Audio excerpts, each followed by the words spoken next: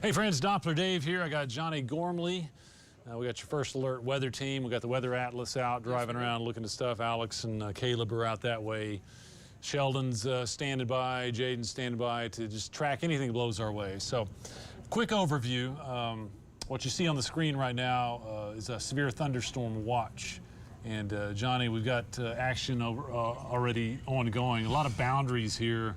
It's going to be fun to track, but what we plan on doing is staying live with you for the next couple of hours while this advances to the southeast here, mainly between now and our 10 o'clock news, and just we'll pick out the hot spots. We'll let people know what's coming. So what's catching your eye so far? Yeah, and I mean, speaking of hot spots, I mean, over the last couple of hours, this line in particular has been an absolute wind machine. Over in Clayton, we had wind gusts around 85 miles an hour, which is pretty intense. I mean, not only is it just the wind threat, but it's just picking up dust, and it's just reducing visibility, causing issues with travel here as well. And so far, as it's been moving southeast, it continues to bring in major winds, and that's why it does have that severe thunderstorm warning with wind gusts at around 60, even 70 miles an hour. And we're still tracking that as it continues to work its way towards the southeast here. I didn't even know you can make that little cone there. That's pretty cool. So here's, I guess, the timeline of when these storms are going to continue to track southeast. I can make this a little bit more accurate with where they're at. There we go. And by the way, they're pretty much on track from what we have been anticipating. You know, we've been saying 5 or 6 o'clock around Clayton, 7 or 8 o'clock coming down Highway 54, and for Amarillo, should this activity hold together, which looks pretty good. Yeah. Something like 8:30 to 9:30, and then if you're in the eastern part of the Panhandle, probably a little bit later on after our 10 o'clock news. But if you want to animate that, Johnny, are you going for find these hot spots? Yeah, I just moved the cone around a little bit, and look at this. I mean, it's saying roughly 7:45 downtown Amarillo will be impacted by the line of rain and storms that's impacting places like Narvaeza, Hartley, Dalhart, and then as it continues to work southeast, at least towards the eastern sections of Canyon, Paladera Canyon, Lake Tanglewood, you guys will be impacted by around 8 o'clock. And it's going to continue to track 287, at least for the cells that's heading towards downtown Amarillo. So by around 8 o'clock, as Dave has mentioned, these models have been pretty spot on with the timing and at least the initiation of these storms so far, which is why we've been so confident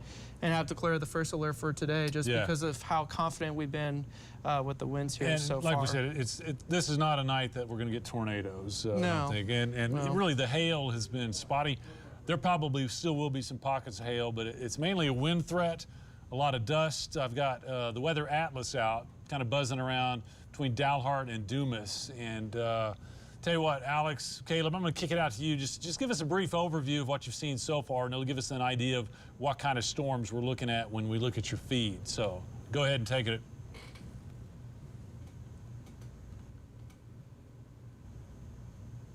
Pretty much from Dalhart, on down, and we're right outside of Boys Ranch right now. And what we've been seeing a lot of are a lot of straight line winds, a lot of dirt affecting visibility. Traffic needs to, be slow in these areas because, it goes, from visibility to low visibility very, very quickly. There has been some rain and maybe some, small hail in some of these, cycling in these storms. But the main thing that we've been seeing over and over and over again is mainly the wind threat. And we did see some minor downed tree branches. There is. So if you look up right here, this is the boundary interaction right here. So we're just off of 385 and Boys Ranch Road. So we're right in the intersection of these two boundaries that came from the eastern half of the Panhandle out towards Wellington, Canadian stuff that formed off that boundary. So it finally met right here at 385 and Boys Ranch Road. Yep. And I mean, and you can still feel the winds, doing its thing. And if you look kind of over here, like this is what we've been seeing a lot of. It's just all this blowing dirt and dust just affecting visibility. But we're out here. We're going to be monitoring it and keeping track of it as it moves on. Possibly towards Amarillo and the surrounding areas. So we'll be out here keeping an eye and letting people know what we're seeing. Great. Thanks, guys. It's always good to get visuals. You know, we'll be showing radar. We'll be talking about wind and dust, but when you guys can kind of show us exactly what's going on, it's really helpful. So it is a first alert night, and that just means we got the whole team out there because we anticipate storms. Thought we'd tour a few cameras here, Johnny. That's Lake Tanglewood, or no, not Lake Tanglewood. That's Lake Meredith. My bad. Yeah. But yeah, you can see the dust in the back just being picked up by the winds. And that's actually, is that facing towards the west? Is that where you have it? Or I think we're looking kind of back to the west, and okay. So lightning already, and it doesn't look like we have a lot of activity on the lake. I think folks have already figured out that it's not going to be a night to be out going after a crappie. So yeah, it's going to get rough there. I'll advance a little bit.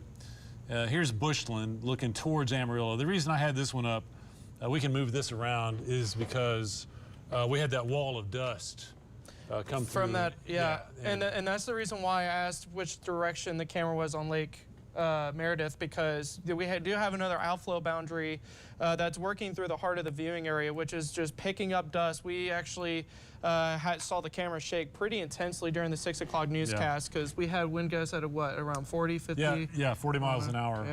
Yeah. Good news, it dropped temperatures about 12 degrees. We went from about 100 to 88, so it's kind of refreshing. But on the other hand, it was kind of gusty. So I turned back. There's the church at Bushland. We're looking back to the northwest. And you can see the storm's not too far away. It just takes a little while to get here. Oh, look at that shot. You can tell dark skies, pretty ominous looking. Yeah. I'll do the same thing. And you're here. looking northwest, so those storms right now are moving southeast. So those storms, those clouds are just moving towards the camera right now.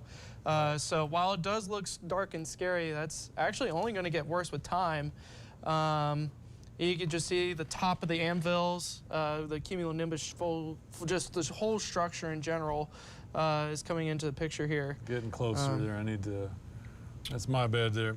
Okay, the thunderstorm watch box, I blew past that, but you know, severe thunderstorm watch, you lived here very long, you know what that means. It means we expect what we're getting tonight. A lot of warnings for either hail or wind. Yeah.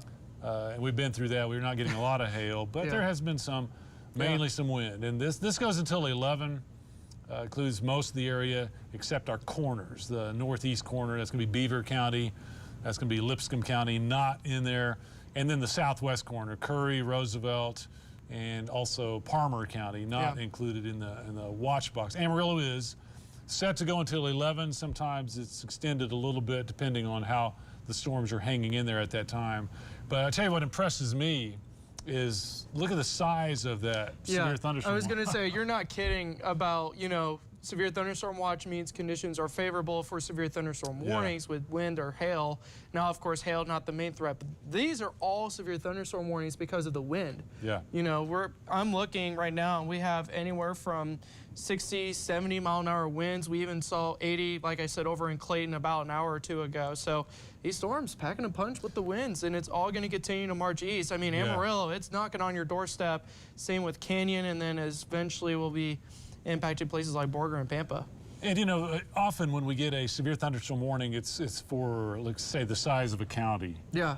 This is one warning that you're looking at there. It's one of the largest you can find. You can just see that that's squall related. It's not an individual cell that's, you know, putting out some wind. It's a big line, it's a big wall of wind that's going to sweep out ahead of the storm. So let's pick them out here. There's your radar component. Yeah. And I mean, just look at the red. I mean, that's heavy rainfall. So not only are we dealing with the wind threat, we're dealing with the rain. And oh my goodness, have we desperately needed the rain? I can't recall, you know, just going back to memory lane a little bit, just the last time we've seen something like this so extensive. I think it's been since the end of June. It has. You know, we've had seen something widespread. Isolated activity, you know. Yeah, for sure. If you're in the right place at the right time, you can get some pretty good rain. The Oklahoma Panhandle's done very well last couple of weeks. We have not from Amarillo southward. So it's a blessing to see. But I got a condition, folks. This is a night with all this outflow that sometimes you're going to get more dust than you are wind. And it's going to be disappointing. Yeah. Not everybody's going to get the good rain, but some of us will. And right now you can see the latest. We've kind of pushed through Highway 54. So Goodwill, Texoma, you're getting some good rain up that way. Stratford, you've had some rain. Down to Conlin, Dalhart, Hartley. Yeah, I was gonna say Dumas right now, we had kind of intersecting boundaries. You see those green lines coming together. That's where some of the better rain is right now, and that's where our weather atlas is heading just from the west of there. We'll come back to them in a few minutes, and I'll be on TV also here in a few minutes. But we'll also pick up storms that are developing in the west from Channing back to the state line around Narragansett. That's good to see. We want that to really solidify. We want that to come together. The more of a solid line we have, the better chances for rain out ahead of it. But you kind of see the holes in there that I'm talking about. Yeah. I will say, though, it's starting to fill up based off the latest couple of radar scans. I mean, you go from 6:30 to when this radar loop began to now. I mean, it's clear as day. We're starting to fill in the gaps. Yeah. And that's a very promising sign, especially for Amarillo, since that is really the bulk of what's going to be impacting downtown here in about an hour. That's right. So far, that's a good trend. So we got intersecting boundaries there around Vega. That's the boundary that came through Amarillo and Canyon, kicked up our wind, gave us some dust, but it's kind of slamming into that other boundary. And so it can go either way. Sometimes we get rain-cooled air that cuts off some of the energy, but often we get convergence. When those two wind fields come together, it lifts the air. And we think in this case, we're seeing that. That's south of Vega, around Hereford, I mean, we're seeing some discrete little storms that are just popping up on the leading edge. So it's just ahead of the storm, which means more rainfall for places like, you know, Amarillo and Canyon, because it's all just progressing eastward. Then you got that bulk of the rain and storms off towards the northwest, and that's moving southeast. So really just great news. And right now, those little discrete cells are not severe either, and let's hope that stays that way. Yeah, I am seeing quite a bit of lightning around Dumas, Hartley, even there around Vega and Hereford. But Hereford, the lightning is really picking up. So one of our big threats in a situation like this, the people want to get out there and feel that cool wind. They want to look at the sky. Make sure that you are staying, you know, under an awning or in your house or something. Because lightning is going to be one of our major threats out there tonight. I need to start getting prepared for a TV cut-in. So we're going to kick it back out to our Atlas in the field. Alex and Caleb, if you want to get ready to take over, be sure to tell us exactly where you are, what you're seeing. We've kind of been through the radar, but we're going to take you now, and then I'll see everybody on TV, and we'll be back here in a few minutes. Okay, you guys are on. We are heading south right now, kind of heading towards Vega. So it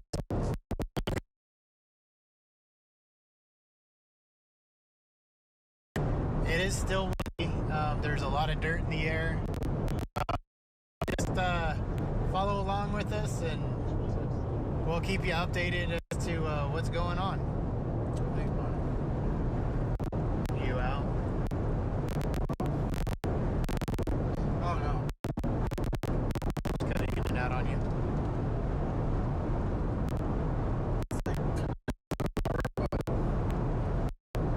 But not to the,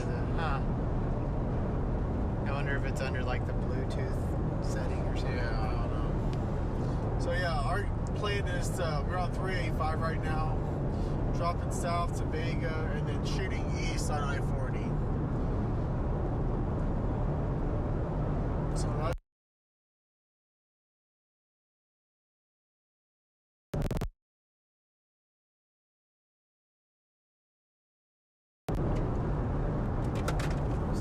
giant convergence.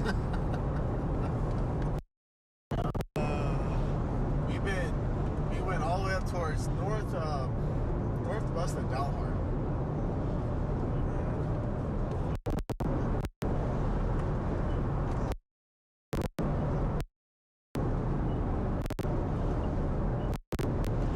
Some more dirt getting kicked up over here.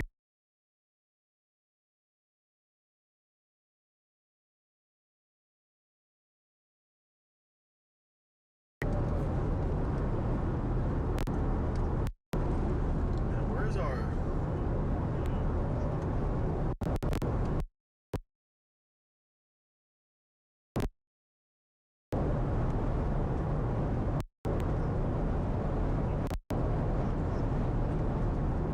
And our connection's pretty bad. Yeah.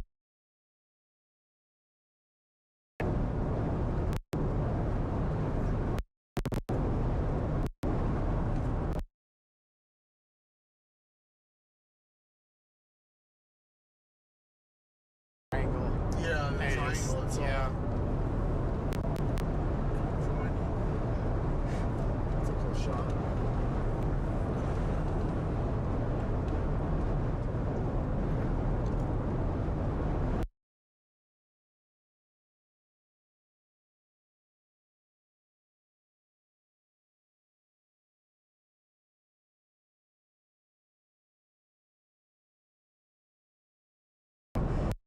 picked up quite a bit. Now's your time to secure all your stuff that you have outside. You know, lawn, furniture, toys. Yeah. So, Make sure garbage cans. they're Make sure inside. you bring all those stuff in because this is, you know, the time to do that. Yeah.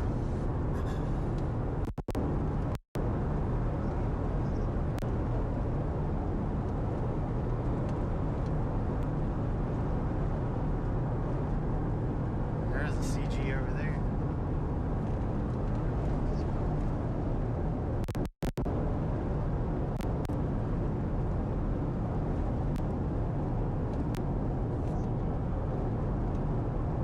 CG's back over here. Hey, look at that. That looks eerie. Just like along the trail. Yeah.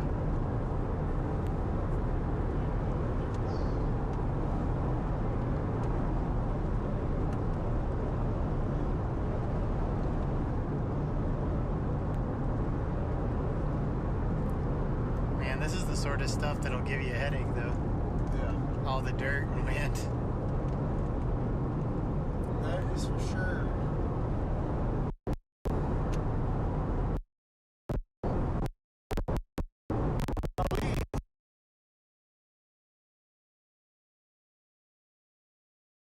Longer just outside of town.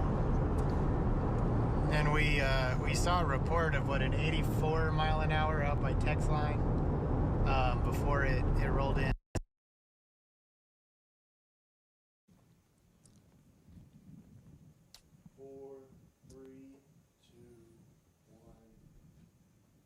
Hey friends, Doppler Dave and your First Alert weather team tracking storms on this First Alert night. We're doing some occasional TV cut-ins. If you want to see continuous information, you can pick us up on Facebook, YouTube, and our streaming platforms. We'll track those storms as long as they're out there here this evening. Just taking a look at some of the cameras. We've got a big squall about to move over Lake Meredith. From Amarillo, we're picking up dark skies now out to the west and northwest as the storms approach. Nothing in the city yet. Similarly, out to the west of Bushland, you can see the dark bank of clouds about to blow in. You're going to see the storm base. You can see a lot of blowing dust as these storms pack some winds that could be in excess of 60 miles per hour. We have a severe thunderstorm watch until 11 for most of the area. That does include Amarillo. This golden color right there is actually a giant severe thunderstorm warning for that squall of wind that's moving in with this line of storm. You see plain as day on Super Doppler. There's the heavy storms. There's heavy rain, or small hail in there. The main problem, though, is the wind on the leading edge. A lot of outflow. You see that green line right there about to move over towards Groover. That'll pack some wind. Heavy rain out, approaching Guyman down to Goodwell, Texoma, Stratford, Highway 54, now east of there. So Cactus and Sunray getting in on some of the wind. Still raining a bit at Dalhart, although the heaviest part pushing down to the southeast. This is really coming together now. Cactus to Dumas, down close to Valle de Oro. That's going to push a lot of wind from Dumas out towards Lake Meredith, and then also filling in rapidly out there to the west of Vega and Adrian. Heavy rain, a lot of wind as far as Amarillo and Bushland. Storms coming together, we think, in about an hour or so. Those should be coming together and moving across the city. We don't anticipate tornadoes. We do expect some damaging winds, some dust, maybe some power outages. Stay with us and continue to track along with us on our streaming platforms. We'll keep you posted.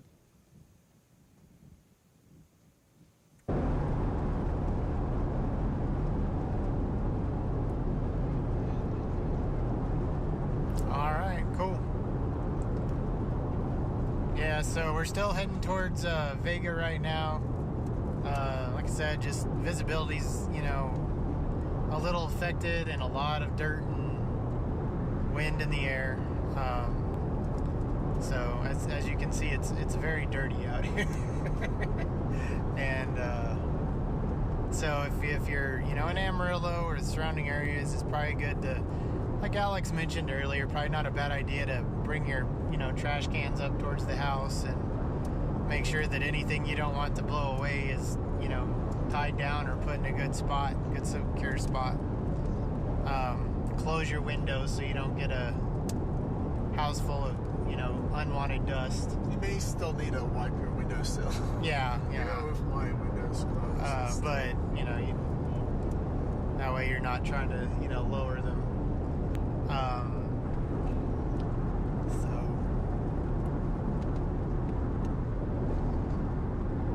yeah, just hang out with us. Looks like we're getting into Vega right about now.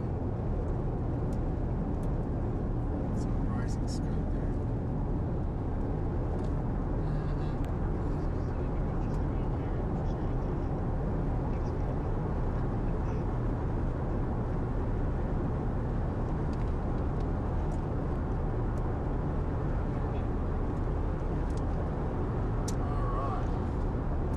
Looking at this storm that is just southeast of Vega right now. The current track has it going straight up towards El Dorado. Between El Dorado and Bushland. Man, this dirt's really kicked up in Vega.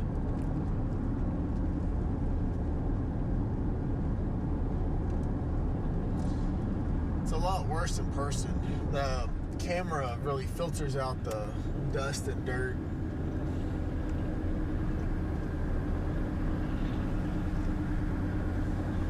Sometimes we use a camera to actually see better than our naked eye outside. Gives us better definition Polarization, too. The contrast is better when you're looking at storms sometimes. So, cruising through Vega, passing City Hall.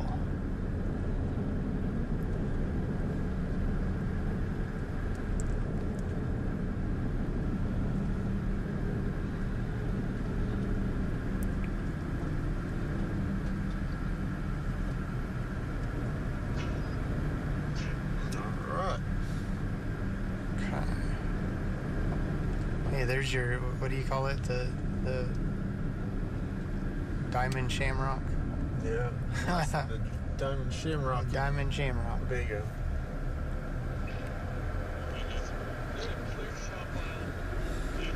On what? On the Bushland cam? Clear right. All right.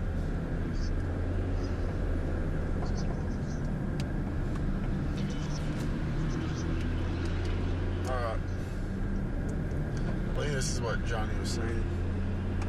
No, the wall cloud, or The shelf cloud.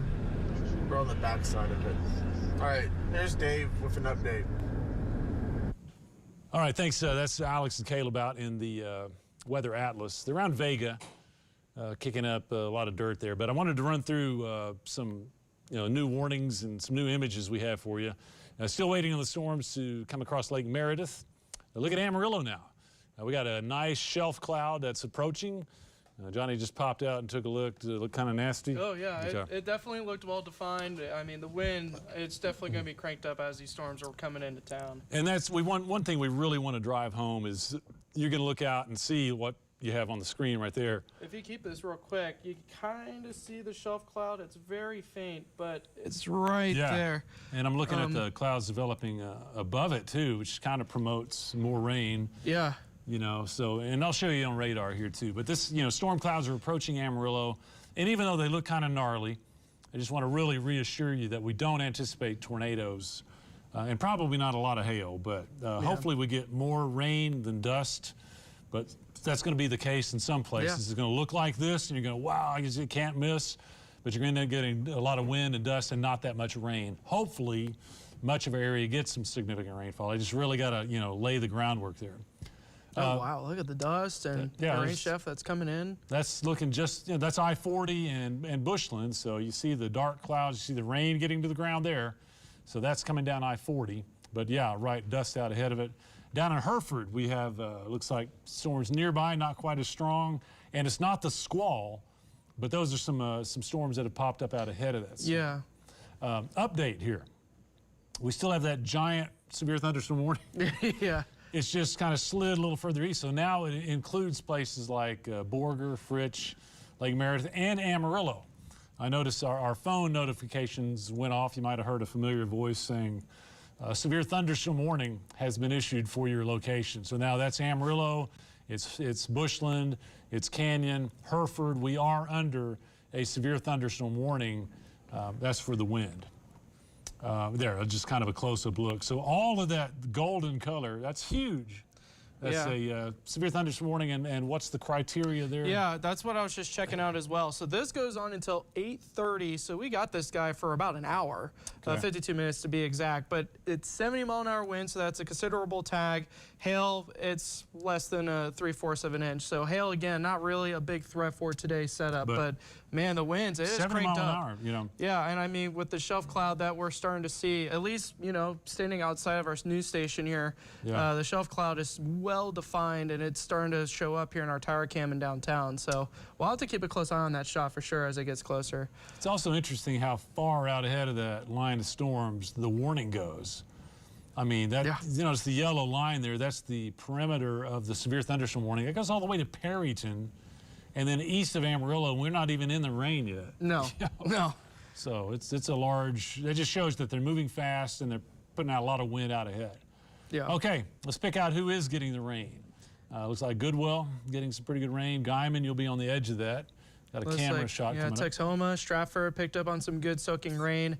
You notice the different colorations there. The orange and the red is what you really want because that just represents downpours. Yeah. You know, if you get the yellow, the green, that's pretty steady, you know, not too bad. Of course, we take the rain, but the heavier stuff, of course, is in that orange and red, and that's what you want. Sure.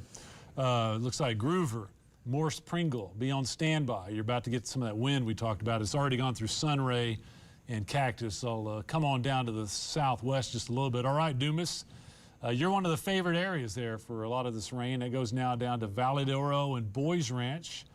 It's pretty heavy rain, and then we pick it up near Adrian out to the west of Vega. That's where our Atlas is, by the way, out close to Vegas. So they're seeing a lot of the rain and a lot of the dust. Notice the lines coming together there. Those are those. And that's what I was just about to say, because earlier on in the stream and even through the past newscast, we've been talking about there's been different outflow boundaries, and they're starting to merge together. You know, we had one coming in from the west moving east, and then we have another one that's coming in from the east moving west. So you get basically this convergence that's actually lifting the air, causing these rain and storms to develop. So originally, especially the storms around Vega, El Dorado, they were discrete at first, and now it's merged into this line just because that's mainly the dominant line of storms. Let me borrow your pad there. Yeah, go for it. I'm going to argue we got 3 outflow boundaries coming together.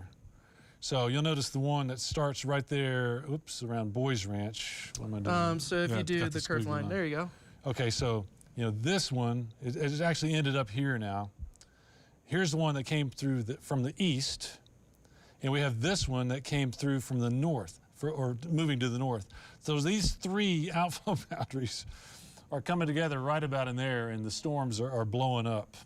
That's kind of cool there. Yeah, El Dorado and Bushland, you guys could be getting hit with some soaking rain, and it could last for quite some time, considering you guys are really on the triple point, if you will, for these rain and storms to really initiate and just hold steady. So that's what we're seeing back to the west of Bushland. Notice that outflow is about to hit Bushland. We're going to look at the camera there again in just a few minutes, but I wanted to tour around a little bit more. Of course, folks in Amarillo and Canyon are wondering, is it going to make it? Is it really? Chances are good. Yeah. But still, you know, you can find some weak spots, you know, some holes in that line, if you will, and we've seen it before. I hate to say it, you know, some folks are really going to be disappointed because it's going to look like rain. You're going to be under a warning. You're going to get the wind and dust, but you may not get a lot of the rain. But right now, it's coming together pretty well. Yeah, I was going to say, because of all the outflows, it's really just firing up. Like, even the gaps that you're talking about, it's really starting to fill in. I know you can see the little gap just towards the north of Bushland, El Dorado, but then you look over towards the west, like over in Adrian, there's some intense rainfall that's just moving straight east. So while it might be a little drier for you at first, you're going to eventually pick up on those rain showers, which of course is key, considering with the drought that's ongoing right now. And if you're just finding us for information, if you've been looking around going, hey, is anybody tracking this stuff? We'll be tracking these, you know, till 10 p.m. anyway. But just to let you know, it's not a night, even though it's the first alert night. We got the Atlas out, and we're doing this continuous coverage. It's not a tornado outbreak. Right, right. Yeah, there's no chances for tornadoes today. Even the hail threat, the Storm Prediction Center gave it the lowest criteria possible. So today it's really just the wind threat. And considering that we haven't had severe weather in quite some time, you know, we want to make sure you're prepared, kind of just getting the cobwebs off. You know, I've said it to the First Alert team for a while now. It's just getting rid of the cobwebs. You know, what's the plan of action if we were under a severe thunderstorm warning, just because it's just been so long since we've had stuff like this. And, you know, on a day like today, remember, we got up around 100, but we didn't have a ton of moisture in the air. I mean, enough to get this rain going. Yeah. But you think about what happens when you start dropping raindrops through that hot air. There's evaporation, it cools, and now it's kind of like dropping a water balloon. You know, so when that you start to get that downward momentum, cooling and evaporation, and the rain gets to the ground, it spreads out, and we get a lot of wind instead of anything else. So that's kind of what we're seeing there. So folks around, I'd say right now, Dumas, Masterson, Valley de Oro, Adrian, and Wildorado is where it's really blowing up right now. Oh, absolutely. Bushland, you're about to get the outflow. Amarillo, you'll get the outflow also. You know, as we head back into New Mexico, a lot of boundaries there. Rain is just not quite as intense.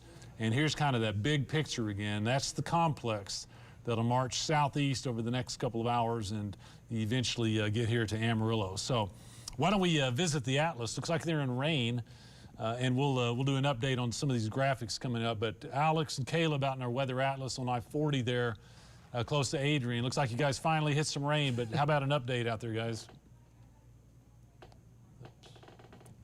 Where am I? Of being out here, we found some.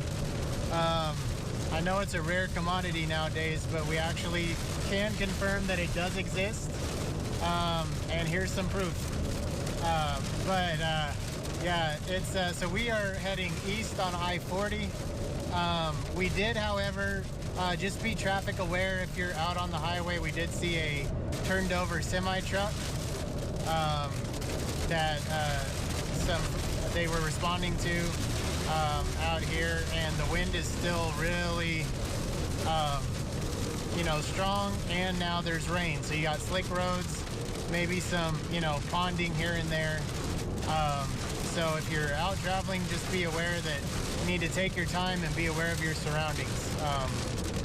Pay attention, but just for everybody who's you know, hoping to see some rain, this may be all that you get, but at least you can share it with us. So yeah, to go help with the accident, looks like. So, all right, so we're about exit 49, about to hit Wildorado. No hail. No hail so far, so that's a positive. So if you're worried about your car, as of right now, we're not seeing any hail. So that's good, just some rain with some dirt in it, so, you know, might get some of those muddy spots on your car.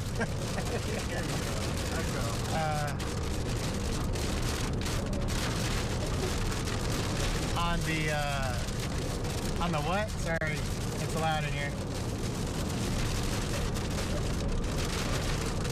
Oh, the overturned semi. That was just east of Vega. Like maybe just east of Vega. Couple miles.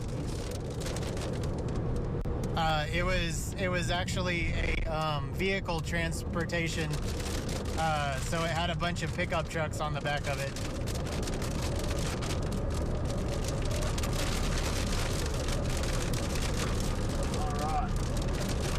So looks like the rain might be, I mean, it's steady. It's not pouring, but it's, there we go. It's picking up a little bit more.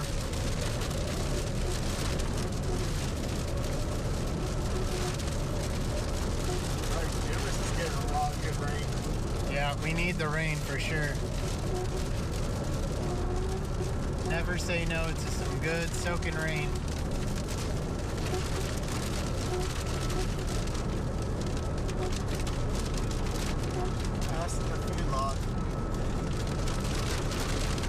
Right, so about 7 miles west of Bushland right now. 20 miles. Everyone knows where that is. Yeah, so we're at the feedlot, essentially.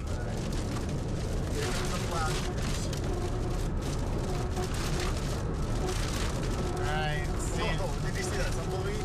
uh-huh. Those things are dangerous. Yeah, be careful of those tumbleweeds.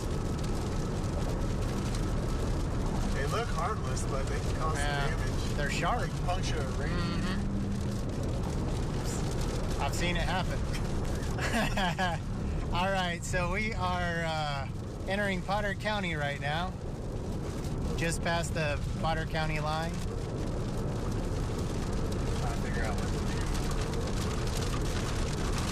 do. Here's Dave. Okay, that's Weather Atlas out there between Wildorado and Bushland. Getting a little closer, just want to update everybody, give you the latest on radar, the latest warnings on this first alert night. Once again, you know, if you wonder, we're not tracking tornadoes. Good news there. There is going to be a lot of wind. It might look like some tornado or feel like it at times. We might get some 60 to 70 mile an hour gusts in the stronger areas, but it's not a tornadic night. Live shot from Guyman. Got storms on into that area. That's just mainly rain. You guys are getting off pretty easy up there in Guyman. But not too far away, we've got some significant activity. That's starting to look a little more gnarly approaching Lake Meredith. That's the severe line.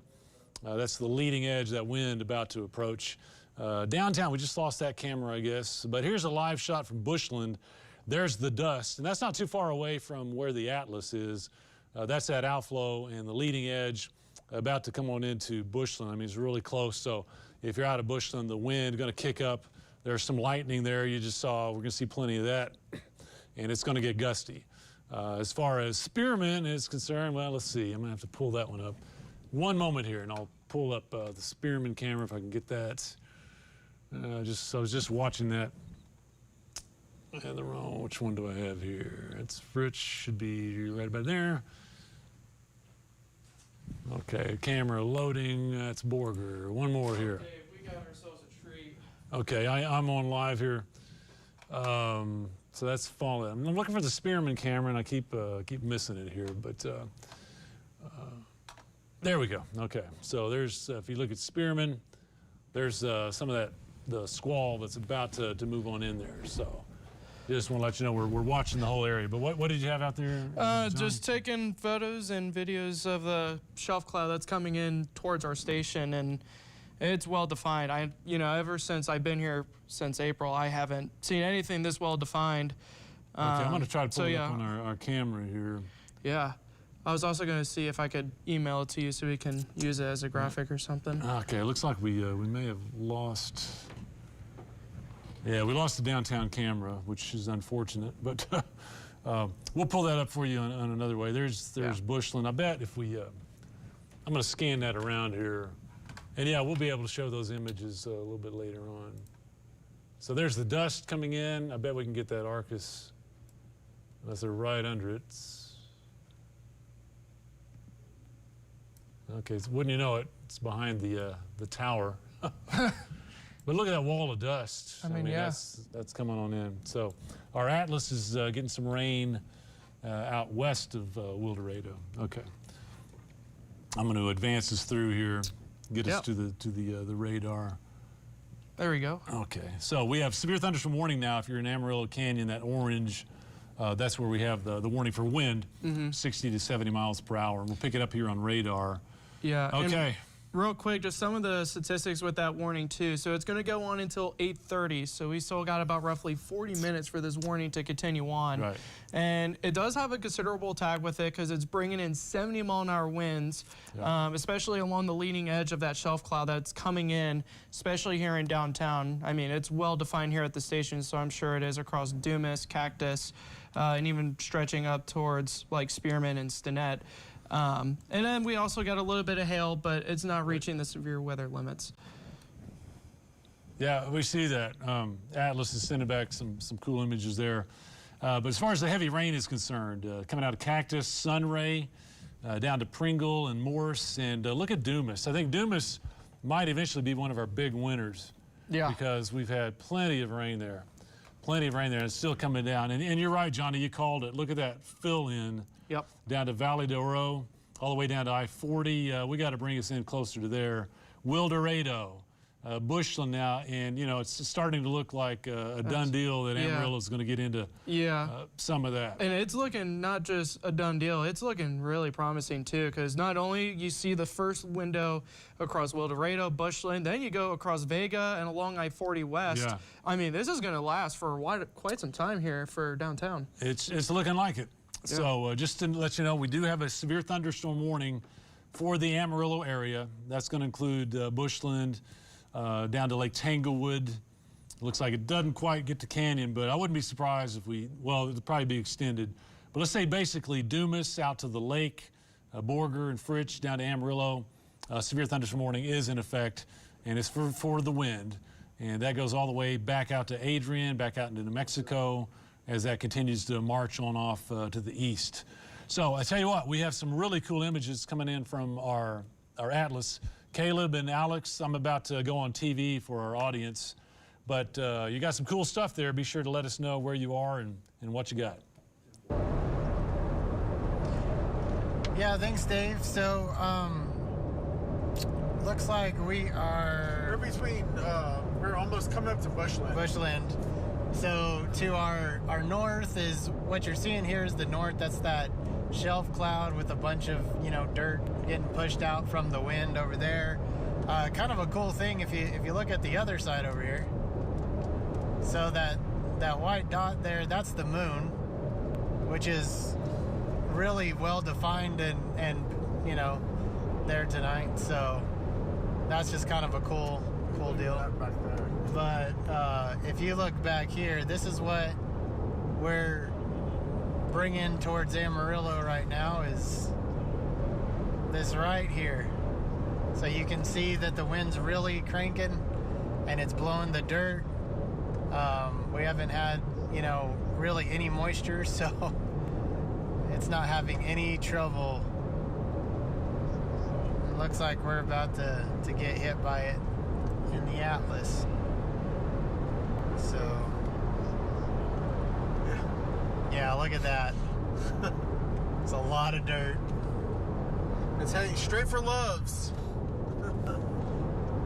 So passing the Loves right now. It's about to get dusted. Okay, we can see downtown Amarillo now.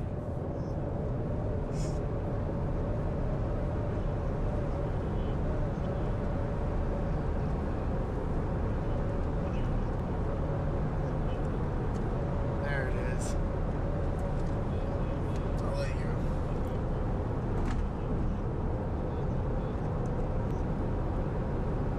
So you can really see Sounds the like they got definition a in good there. shot Yeah. on the tower cam. They're trying to get that pulled up. As soon as they get it pulled up, they'll probably send it out to them. Yeah. That's a cool shot. That is a very cool shot. We are passing Cadillac Ranch right now. So once again, the wind is coming. So, I think it's about time to head inside. While this passes, you don't want to get sandblasted. And There's no reason to park underneath the underpass. no There's reason. hill. No, just if it is, it'd be super small. But we haven't experienced any hill. We've gone through a couple cores now, so no need to park underneath underpasses. Man, look at that shot right there. Yeah. So this is the edge of the That's shelf always- cloud right yeah. here. And this is what's following us, into town. That's it, zoomed all the way out. Yeah, that's zoomed all the way out, so we can kind of pan it. Go that way. So it starts here, goes all the way, like right there. So this is what you're gonna see, if you look outside.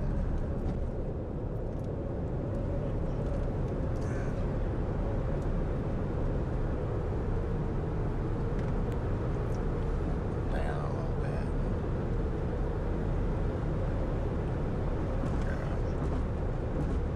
All right, so we are getting very close to Soncy now. Hey friends, Doppler Dave here. Quick update for you. Here we go. We've got a severe thunderstorm warning. Believe it or not, this whole area that's kind of orange color is a severe thunderstorm warning. It just keeps sliding on down to the south out ahead of a swell. So now Amarillo Canyon, looks like the Borger, Lake Meredith area included in that same severe thunderstorm warning for winds that might be in the 60 to 70 mile per hour range. Here we go on radar, and this is a really, really solid area pushing down to the southeast. Looks like it's holding together very well. We're not tracking tornadoes. What we are tracking is that straight line wind. So it's come across Highway 54. Now, Sunray coming into Groover and down to Cactus and Sunray. Very heavy rain, but out on the leading edge is where we have that strong wind. So now down to Valle de Oro, Boys Ranch. I-40 really blowing up out there around, Vega, Wildorado, and towards Bushland. This is knocking on the door now for Amarillo and should be moving in within the next half hour. Again, that's the warning. You can see it pushing towards Amarillo, and the main threat is going to be wind, lightning, maybe some power outages, but it's picked up in intensity quite a bit. So here we are on radar, Wildorado, Bushland. If you go outside, you can see a gnarly looking cloud coming into Amarillo. So that's what it is. It's that leading edge of strong straight line winds. Out in New Mexico, not quite as intense. Maybe some lightning kicking up the wind just a little bit. But here's the activity that will push southeast. Again, we expect it in Amarillo shortly. Folks need to be in out of the lightning, secure all your outdoor objects because that wind could be significant. Again, 60 miles per hour, so will be possible. Just kind of chasing it down the line if you're up around Fritch and Borger and Spearman. Storms will be coming in very probably within the next 45 minutes or so. Just also know that we'll be breaking into TV every half hour or so, but you can watch continuous information on YouTube, on Facebook, our streaming platforms on this first alert night. Keep it on News Channel 10. We'll certainly keep you advised.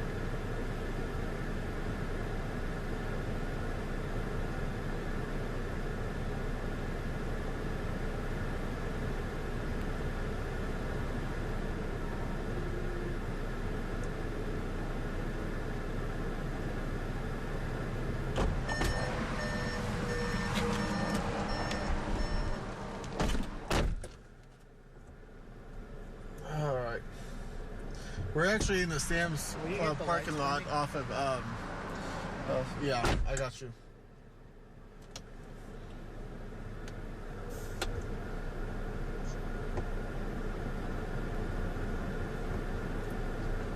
You should be on Chaser too, Dave.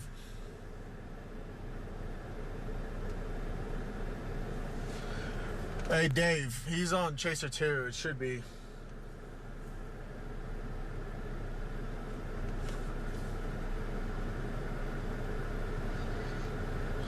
Sheldon should be on Chaser 2 on the stream deck.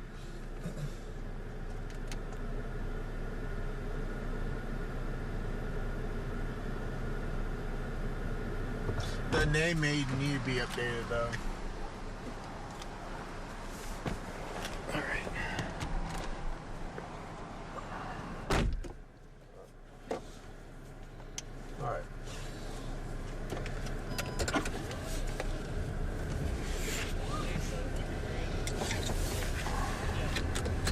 I'm on Chaser IFB. You're live, Sheldon. All right, perfect. Okay, there we go. So it sounds like we got things rolling here. Figured I'd hop in here live. I'm on the south end of Amarillo, getting ready for this line of storms. Of course, you've had Dave and Doppler Dave and John in the studio, of course, following it on radar. So I figured I'd show you guys what it looks like from So I'm going to flip my camera around here.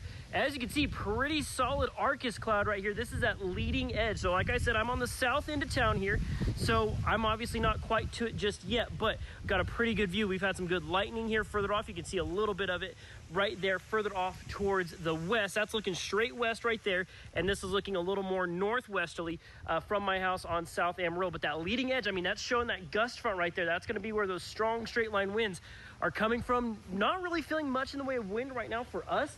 Really what I'm feeling, if anything, is I'm actually feeling a pretty solid wind at my back. Of course, we had an outflow boundary that rolled through Amarillo from those storms that were off in the east, and so now maybe those easterly winds perhaps feeling the storm a little bit, but not super windy right now. We've got some good lightning there further off towards the west, and like I said, really great look here. So like I said, Doppler Dave, Johnny are keeping an eye on radar. This is your look from the ground right now, south side of Amarillo. Not seeing any rain here just yet, but still seeing, of course, that storm getting closer here to town, so we're excited to see what's going to be happening as it gets a little bit closer. So Dave, Johnny, I'm going to send you guys back to you guys in the studio. Y'all guys holler at me if you want another look at things here from the ground as this storm's starting to roll in.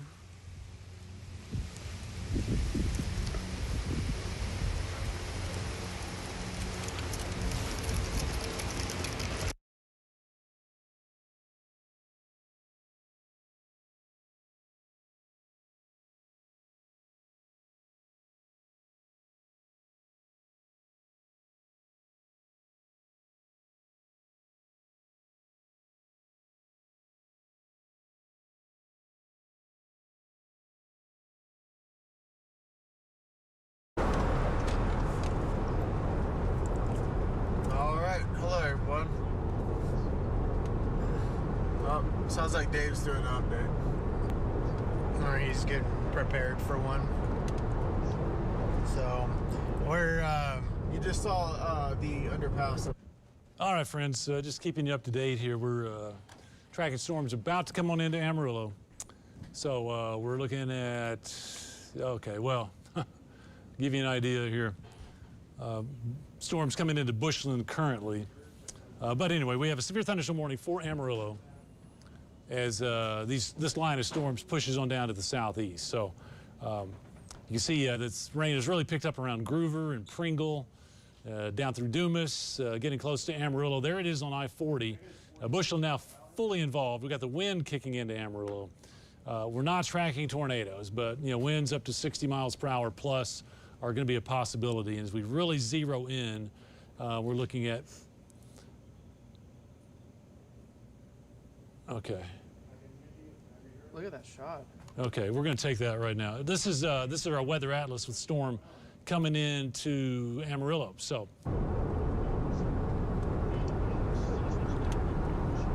yeah, so we are heading east to. We're heading I-40 and Paramount. Yeah, I-40 and Paramount. We're heading east. So as you can see, this is what's coming into town right now. This is the shelf cloud that they keep talking about. With this, as it moves into town, the wind's going to pick up, and there's going to be quite a bit of wind, possibly some rain. We haven't seen any hail, so that's a good thing, but looks intimidating. It does look very intimidating. I told Alex, I said, this reminds me of that movie, like, Independence Day. You see those ships coming in, because they're just big and intimidating and, scary looking, but the main threat is really the wind. So if you haven't picked up your, trash bin or anything like that, yeah, playground stuff, make sure you do that now. Yeah, because you don't want your trash can blowing down the street and then you don't have it for trash day. So sounds like Sheldon's got some. Yeah, Sheldon might have something. Let's see.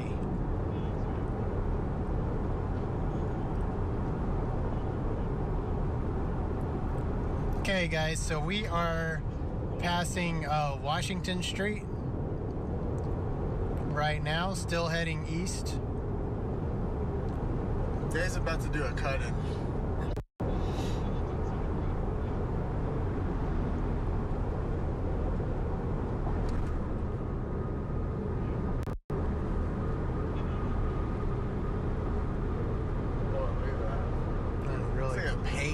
It's like multi-layer.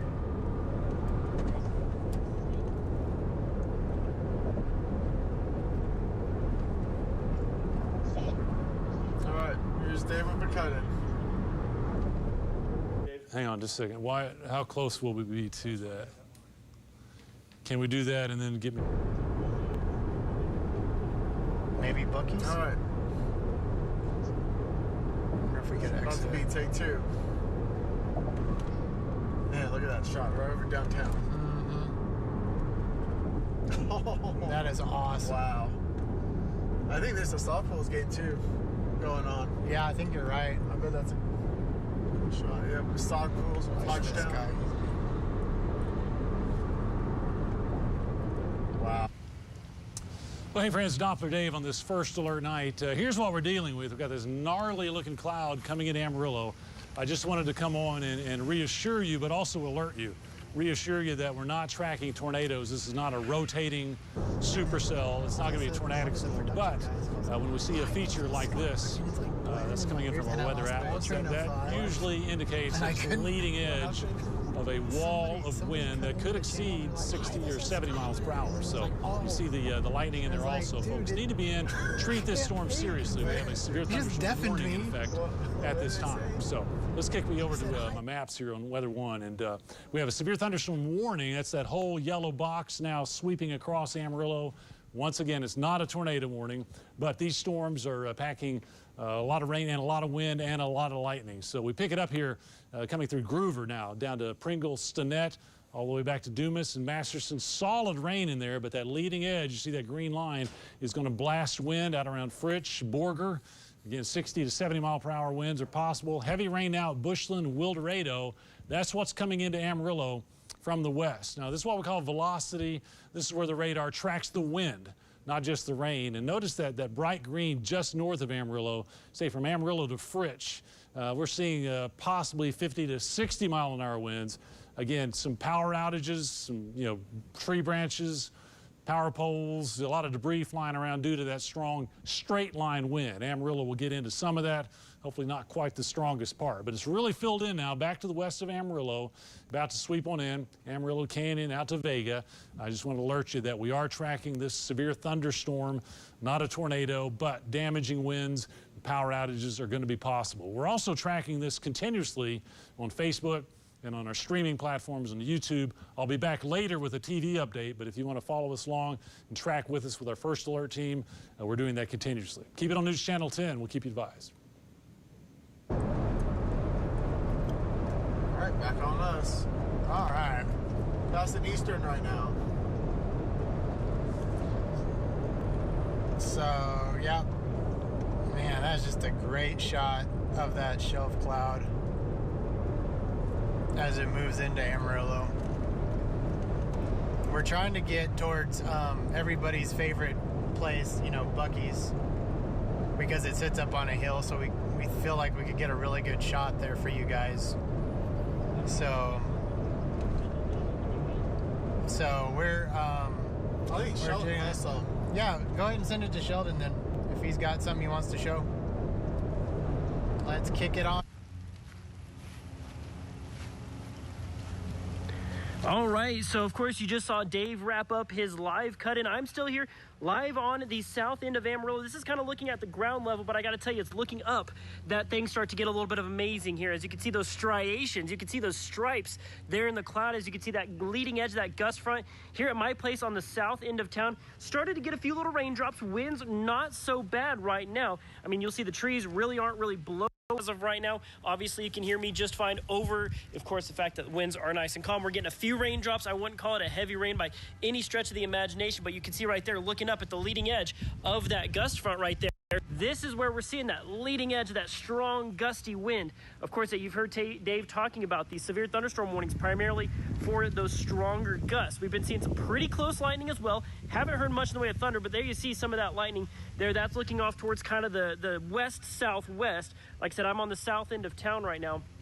But here's that leading edge. I almost have to point the camera straight up at it now, as it is getting a good bit closer. The rain's starting to get a little bit heavier as well. So that's, of course, a major answered prayer for so many of us around the region. So, of course, Doppler Dave, Johnny are going to be keeping an eye on radar. But I can confirm here, there you see it. There's the raindrops on the concrete. We are now officially getting rainfall here on the kind of south end of Amarillo. So this leading edge, there you see it. I mean, look at these images.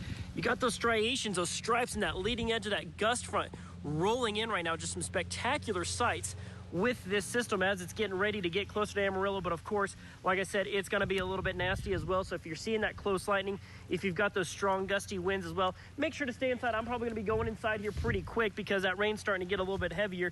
You can see too, just some big, just massive raindrops as well. Thankfully, it's coming down straight down currently, but something tells me when everything starts to kick up here in a little bit, we are going to be seeing, of course, that rain coming in sideways, and we just know how bad that can get here in Amarillo. Maybe a slightly brownish tinge to the sky as well, maybe a little bit of dust being kicked up as well. Like I said, rainfall getting a little bit heavier. I'm starting to get a little damp out here, so I think I'm going to send it back to Doppler Dave and Johnny there in the studio. Of course, we have our weather atlas out as well. I know you guys have continuing coverage. I'm going to go inside. I'm going to send it back to you guys there in the studio.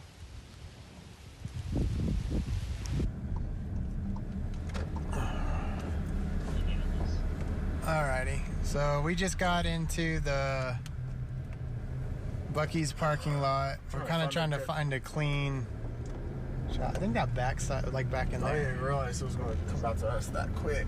Yeah. I would have gotten us a shot. Just bear with us. We're trying to get the good vantage point here, guys. There we go. All right, there we go. Look at that. So I can get better. There's that shelf cloud. You can see the striations in it.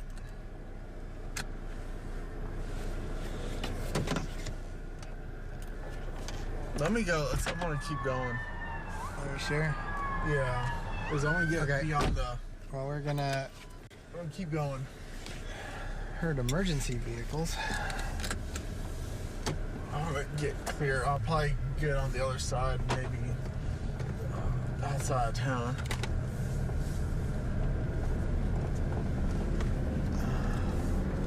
And get that There we shot go. back. Here we go. Boom. That's what, that is gorgeous. Look at that. All right, so we're gonna go a little farther down I-40. We're trying to kind of get some of the buildings and stuff out of the way so we can really get a good shot of this. There you go. That's getting better already. So, right, so we're passing Pullman Road on I-40. And as we get to the top of this overpass, you'll be able to see, look at that, just all the way across. Look at that, that is so Pretty good. That's pretty good. Look at that. So it's really gonna bring the wind, but it sure does look pretty. Yeah, so that's from the buildings there.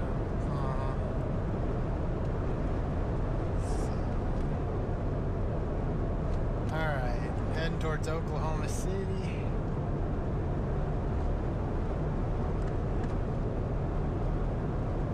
Look at the lightning in it. You can see it like up in here. Yeah. Really cool. Yeah, just... And that's another reason, you know, the wind is a reason, you know, to be inside. Also the lightning. You don't want to be outside when it's lightning like that. So just stay inside, stay safe. Observe 70-mile-an-hour wind gusts. I'm getting a report of an observed 70-mile-an-hour wind gust. Good things hanging out from the leading edge. Goes back that way. Yeah. Yeah. Got a bunch of scud. Scud fingers. Which looks scary, but it's not.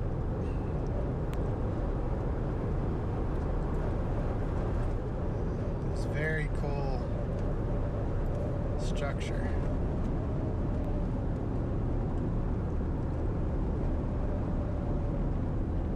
Alright, so we're gonna turn to the north.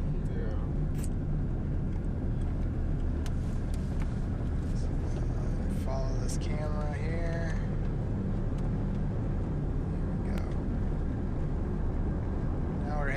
towards it a little more.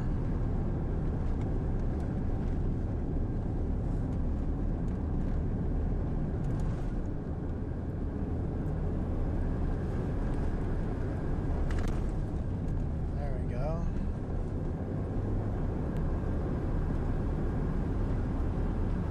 Look at that.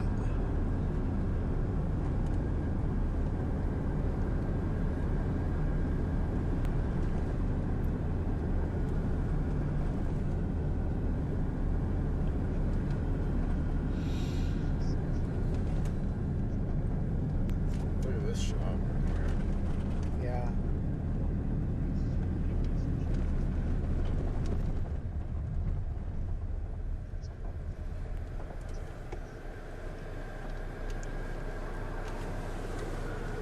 You're looking, the airport's just right there. We're on the road to Highland Park and AC East Campus.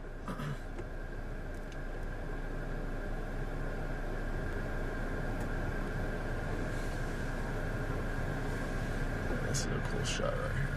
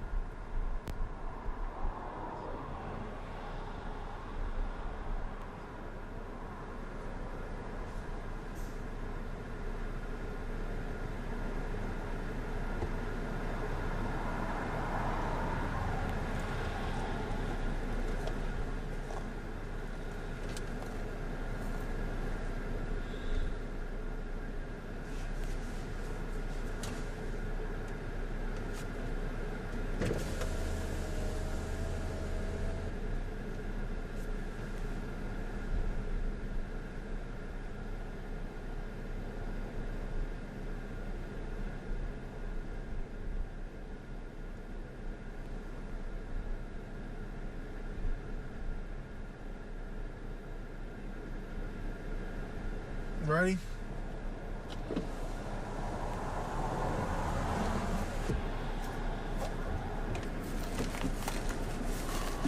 I want to head back towards the station. Okay.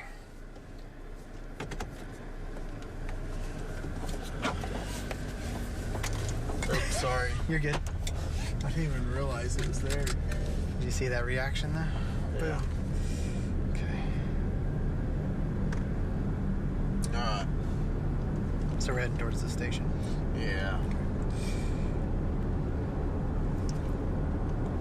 Let's see if this one works better.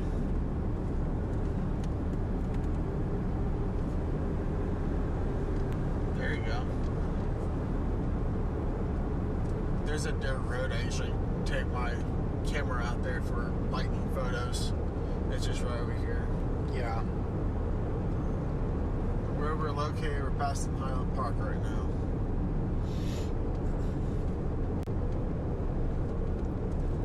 AC East Campus. Yep. This is your territory, isn't it? Yep. Out here.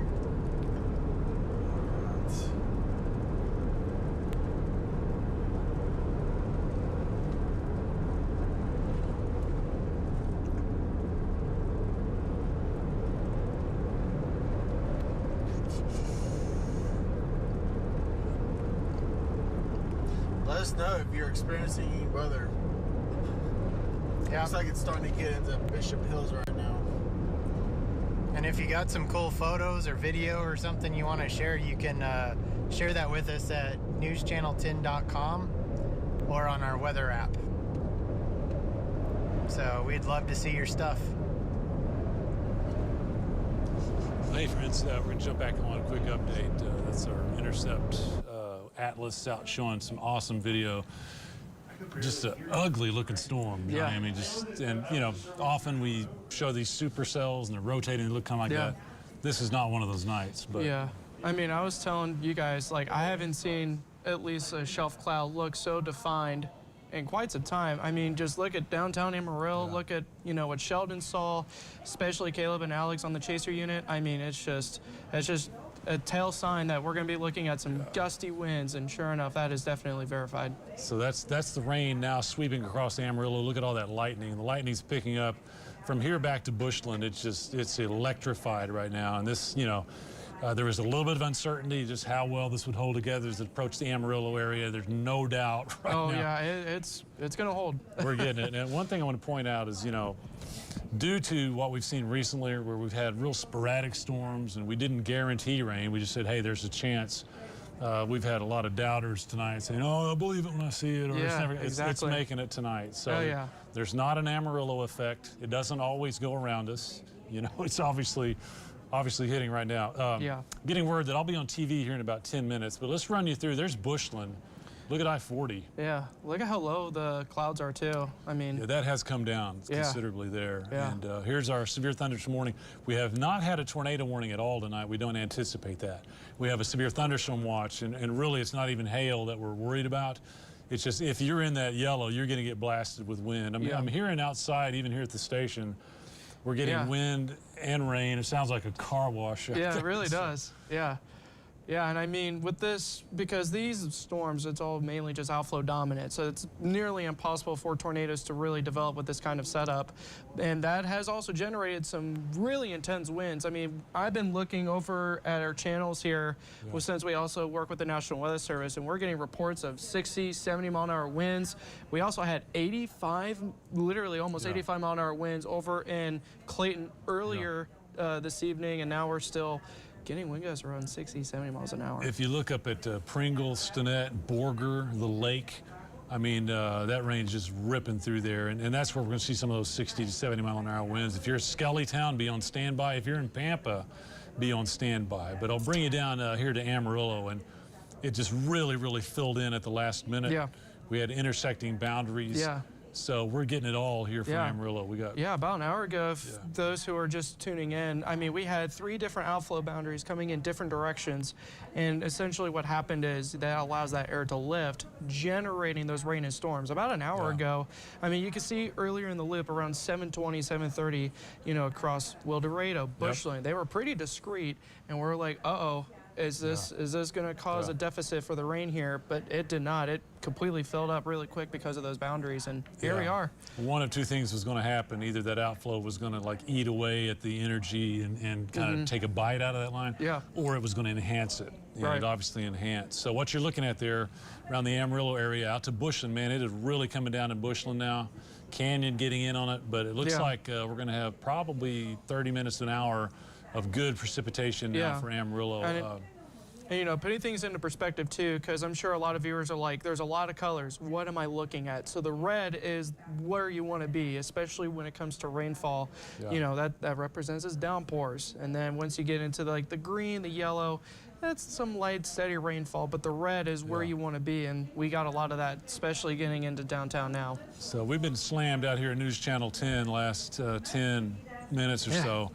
But the real heavy rain is just really now coming into most of residential Amarillo, places like the Woodlands and Quail Creek, Tascosa, La Paloma out that way, River Road, and let's see, the Rolling Hills, Pleasant Valley, really getting nailed right now. But it's also coming into the southwest, down around, say, Town Square, coming into the Greenways, Grayhawk out that way, Highland Springs, really getting slammed, and that'll be spreading east into most of Amarillo, it looks like.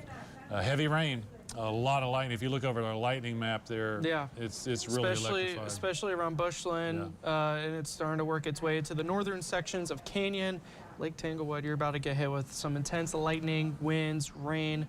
Everything is about to come into play there for you. Look what we have here. This is a velocity product. So forget about the rain or anything else. This is just tracking wind. And you know, this is the product we use when we're looking for rotations and we're looking for that red versus green couplet that indicates a mesocyclone. That's not what we have, but that bright green you see that just went across River Road, indicating maybe 68 mile an hour winds. I can circle that for you. That's it. Right there. That's the blast wind. So again, you know, places like River Road, up Highway 136, north of the power plant, That's going to sweep across Highway 136. So it's also going to be heading out Highway 60, so out near Tyson, out that way, Panhandle, Pantex. That's a big blast wind, but it's not rotating. It's a straight blast. So, you know, power outages. It looks like the lightning's picking up now in Amarillo. That's what we're dealing with. And based off the latest National Weather Service update on the severe thunderstorm warning, they got around 70-mile-an-hour winds within that particular spot. So you almost have to treat this like this is a tornado warning because of just this intensity of these winds, because we could still be looking at extensive power outages, damage.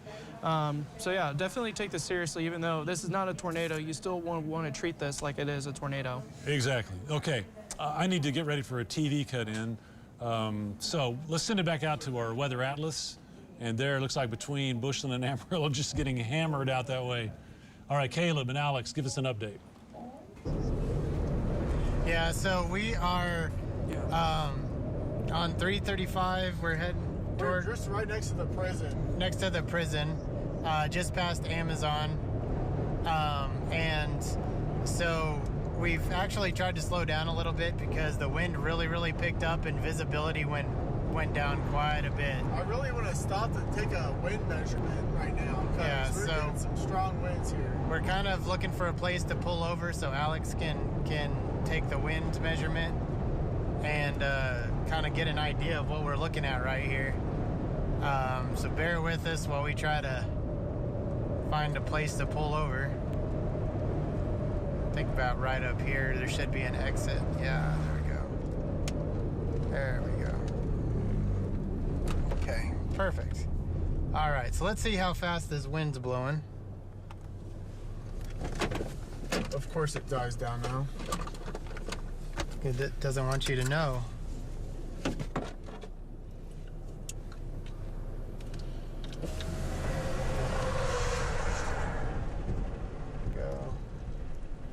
I can't even read it. There we go.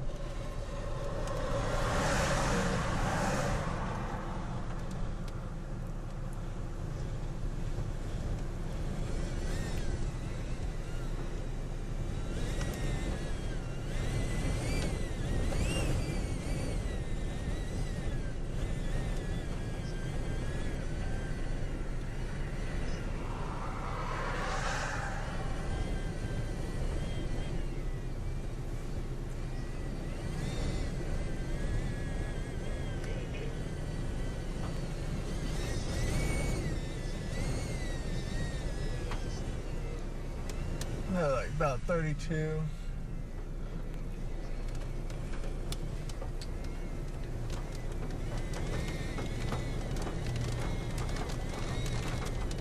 Man, Oh, that was a close lightning strike.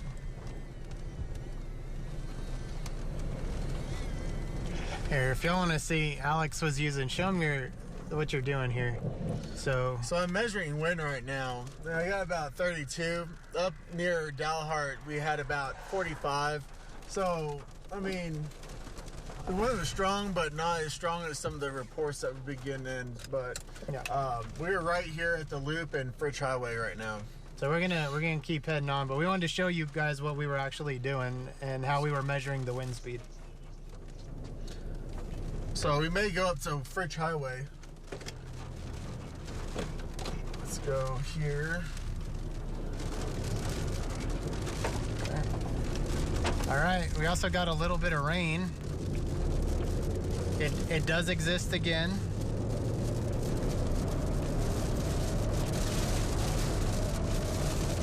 Okay.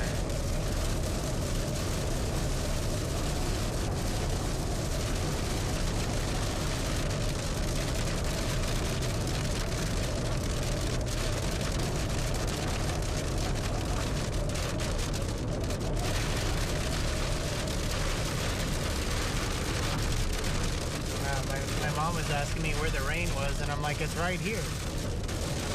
Actually, I'm making a mistake here.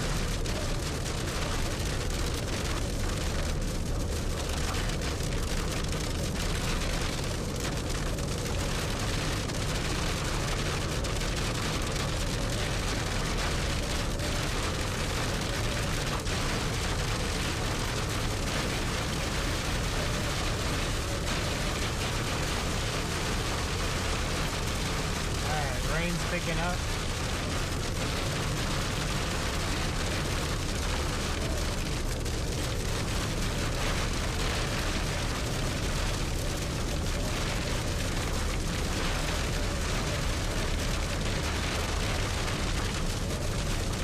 A lot of lightning mixed in here too.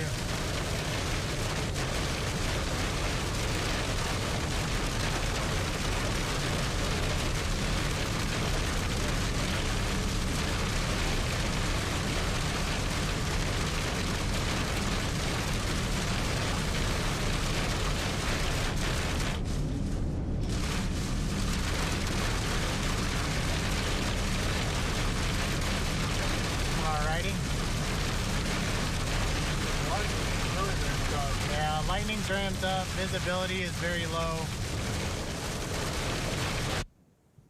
Hey, good evening, friends. Doppler Dave here with you and your first alert weather team. We have a severe thunderstorm in progress coming across Amarillo, so we're giving you the latest on that.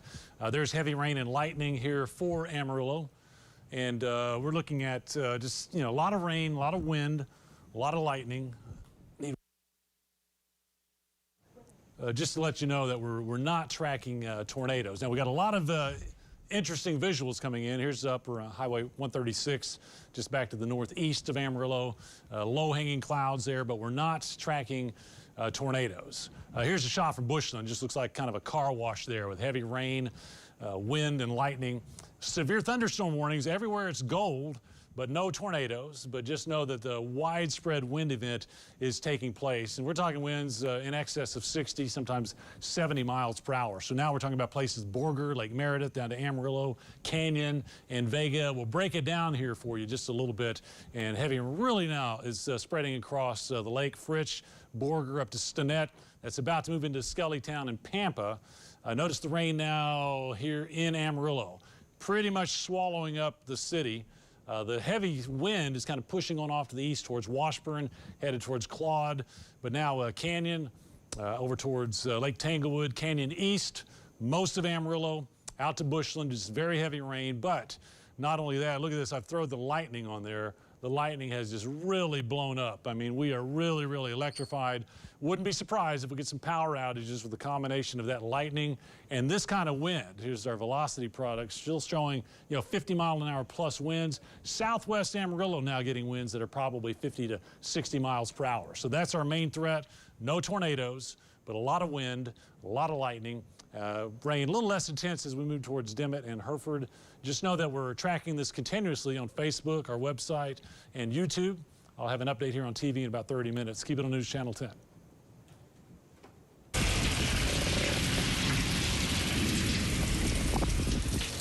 All right, so stepping outside, major answered prayers here in South Amarillo.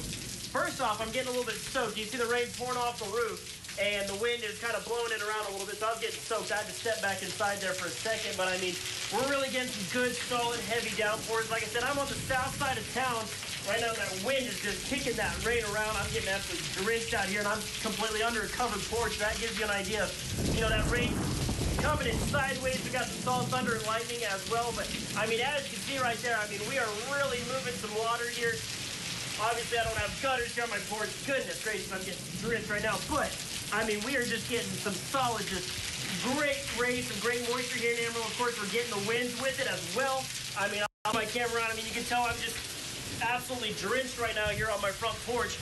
That rain's coming in sideways, but I want to show you guys just what's happening here. We're really getting some answered prayers here in Amarillo right now. Some great moisture. This is going to help us bring in some cooler air as well. But like I said, this is facing west, so this is on that leading edge. So everything's kind of blowing this way. You can kind of see the rain there coming off the top of my roof. This is showing how much I probably need gutters, but it's really getting after it here. We're really getting some heavy rainfall totals, and so I'm going to head inside. I'm going to dry off, and I'm going to send it back to you guys in the studio, but I can confirm great rain here on the south side of Amarillo right now. Dave, Johnny, I'll send it back to you. Whew.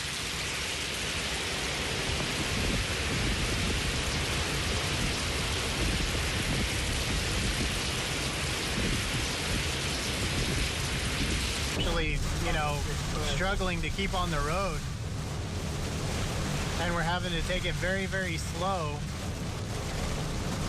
which is what you have to do in situations like this. If you're not comfortable or it gets too bad, usually you just have to pull over and wait it out, because that's the safer thing. Yeah, so we're starting to get through it. See out past our foot. Yeah. So we're getting there. So yeah, at least I can see the road now. Yeah. But the lightning is really intense right now, so that is a main thing. You just keep indoors. And if you don't have to be out right now, I'd recommend not getting out right now. Because there is some pooling happening. Visibility is very low. Here there's a flood warning. I think they said flood warning. Did they issue a flood warning? Let me look. Let's see. Yes, there is a flash flood warning for Amarillo and the rainfall rate right now is pretty high. So yeah. And the thing is when we don't get a lot of rain for a long period of time, it takes a while to soak into the ground, and it can cause flooding. So you have to be even more careful. All right, come out to Lupin River Road right now. Hopefully y'all can hear me.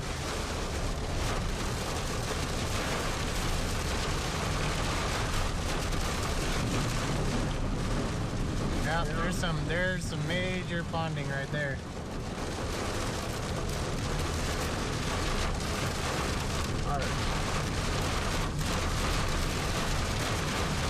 All right, we got people under the underpass. I can't stress it enough. You shouldn't do that. Yeah. Okay, it's dangerous. It's dangerous for other drivers. It's not going to protect your car. I just sprayed them full of water because I didn't know there was water there. So like stuff like that, you know, so where if I didn't have the tires, I could have went right into that person. So yeah. It's just something to keep in mind. And this is rain. There's no hail. There's no need to be under the underpass or overpass. There's no need to be under there when there's hail either.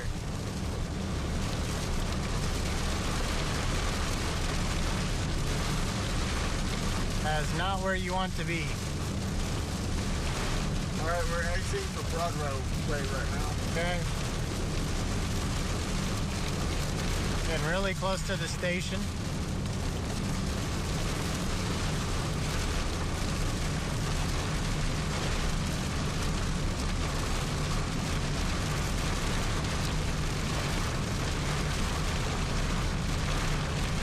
All right, so we're coming up on Broadway. We're gonna head north towards the station. Now it looks like it's calmed down a little bit, wouldn't you say, Alex? I think. Oh yeah. It's like, not nearly as calmed hard. Down probably 90%. So, but you still need to be careful for, you know, ponding in areas, especially since it's dark now and you can't see. And the lighting's really ramped up too. Yeah. Oh, you see that? Yeah. But, trying to watch the tower to see the tower it's probably going to strike the tower a couple of times.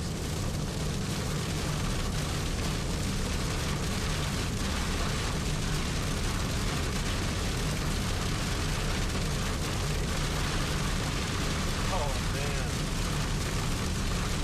All right.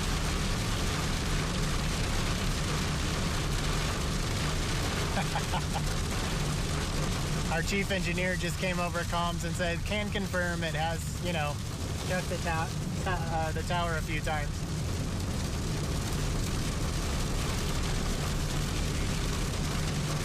Oh.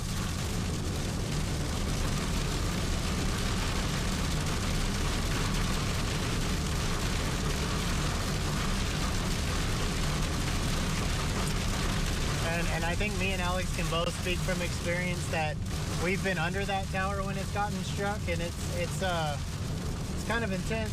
Yeah. Especially when you're outside trying to unload a car. Your life flashes before you.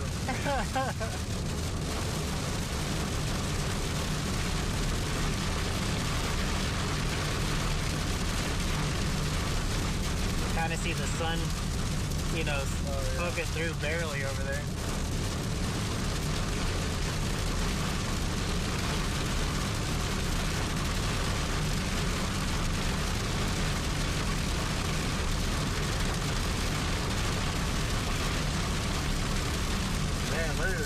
constant. Yeah.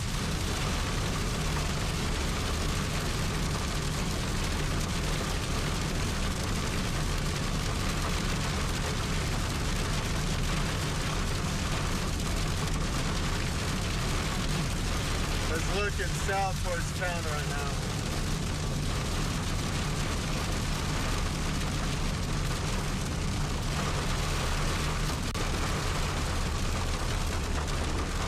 All right, so we're actually pulling into the parking lot of News Channel 10, home base for the Weather Atlas. And look, there's the light at the end of the tunnel right there. There's sunlight. Yeah, you can see it. So, as we pull into the parking lot here, we may try and kick it back to the guys in the studio. And we want to thank y'all for tracking with us tonight. Staying informed, going on our We our may journey. go around somewhere else. Yeah. We're just here right now.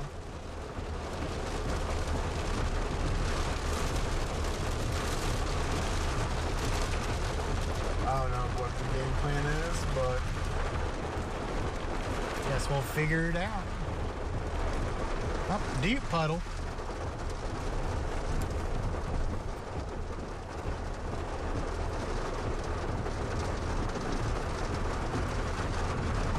almost looks like power flashes because they're so blue. Yeah. And it's just constant.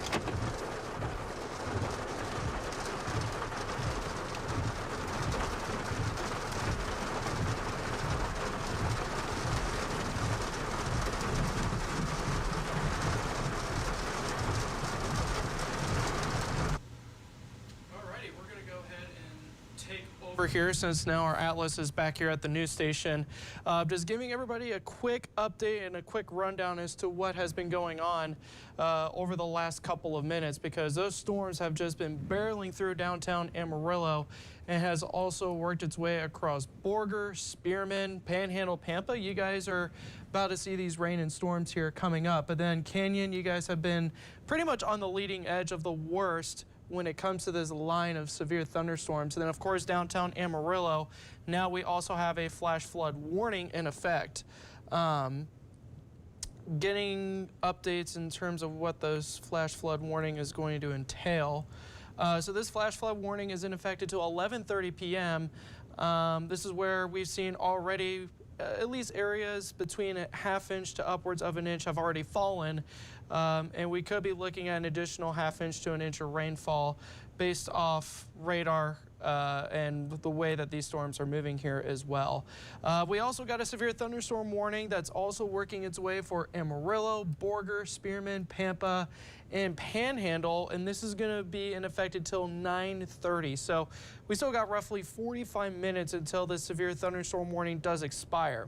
Now, what is in the severe thunderstorm warning? Well, it has observed tag of 70-mile-an-hour winds, and we have gotten multiple reports of 65 to upwards of 70-mile-an-hour winds, so that is definitely verified. And we've seen a little bit of hail, but the hail threat really is not severe with the setup here right now. We also have this under a considerable tag. Generally, when you have winds around 70 miles an hour, that's when you're going to get the considerable tag under that severe thunderstorm warning. And then thereafter that, you could get a destructive severe thunderstorm warning, and that is the worst case scenario. That's at least when we're breaking down severe thunderstorm warnings, that's essentially a level 3 out of 3 when it comes to those severe thunderstorm warnings. So you almost have to treat it like a tornado warning, considering it's a full straight line wind threat that could produce tornado-like damage and power outages. And I've been looking at updates from the National Weather Service and just other people within our news station, and they're also reporting of power outages here in downtown Amarillo here as well. So we're going to continue to track this for you as it moves towards the southeast here. I'm going to switch our graphics over here, just give an update in terms of the watch that is ongoing here right now. So we do have a severe thunderstorm watch in the purple. This is going to go on until 11 o'clock Central Standard Time. And this is where we're going to be tracking. Lindsay. Yeah. Hillside and Bell down there, a lot of street flooding, so Street flooding. Avoid that area. Yeah, and that's with the amount of rainfall that we have seen already. And keep in mind, with how dry it has been for so long, the ground is not ready for this amount of rainfall. So that is going to cause ponding on the roads, is going to cause flooding really quick in low-lying areas, and that's why Amarillo does have that flash flood warning. I'm actually going to go back to that graphic here and show you where that warning is in play. Let me get that up here.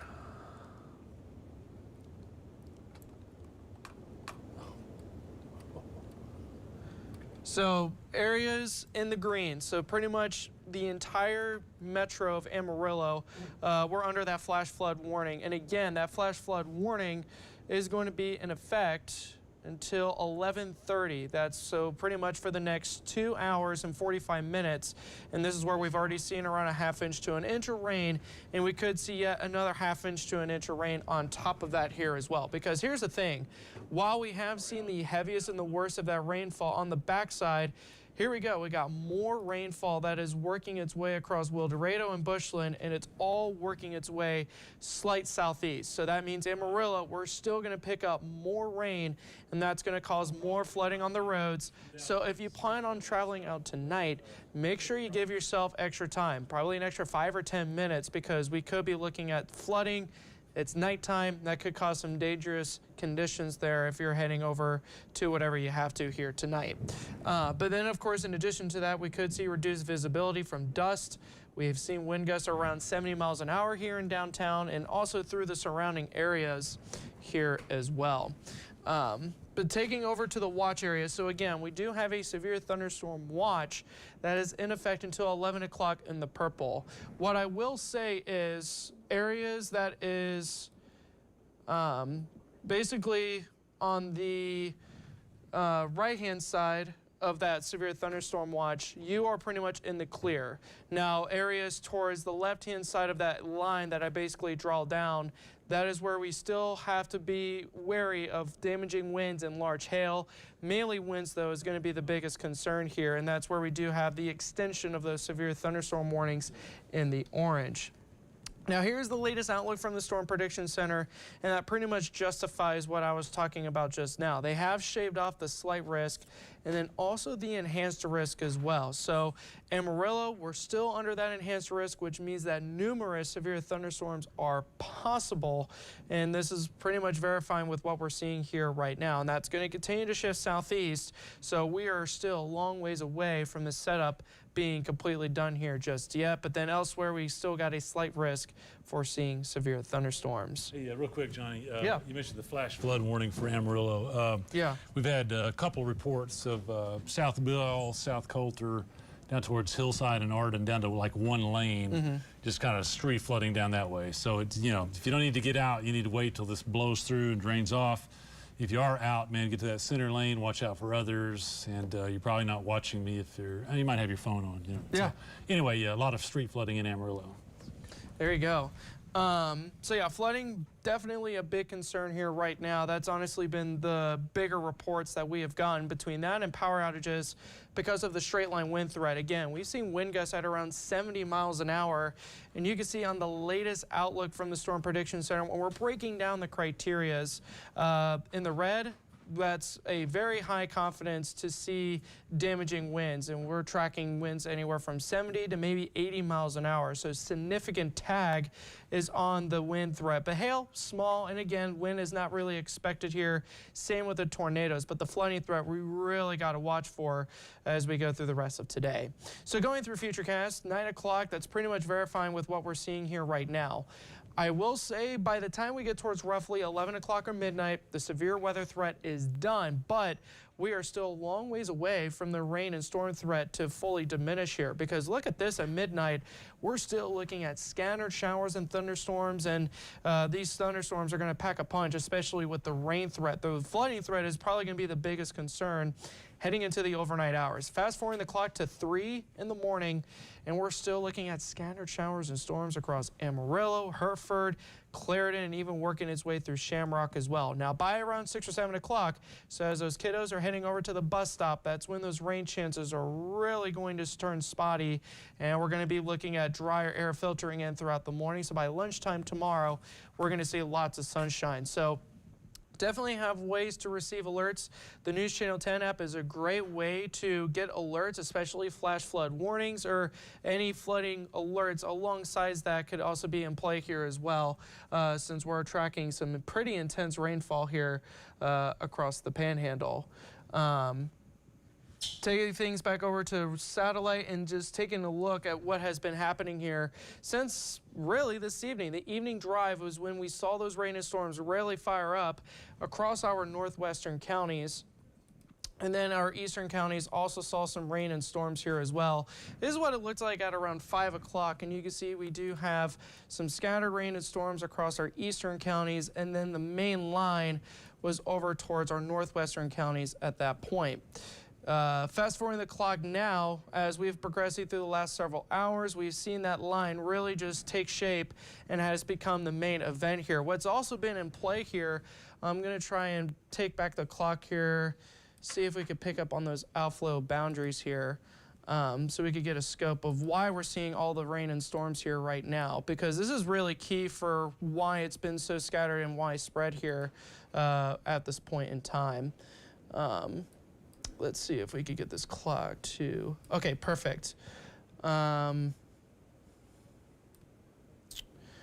So here's what's been going on. We've have one outflow boundary towards the northwest, another outflow boundary that has cut through Amarillo, Canyon, Tulia, and Plainview. And mind you, this is at around 6:30.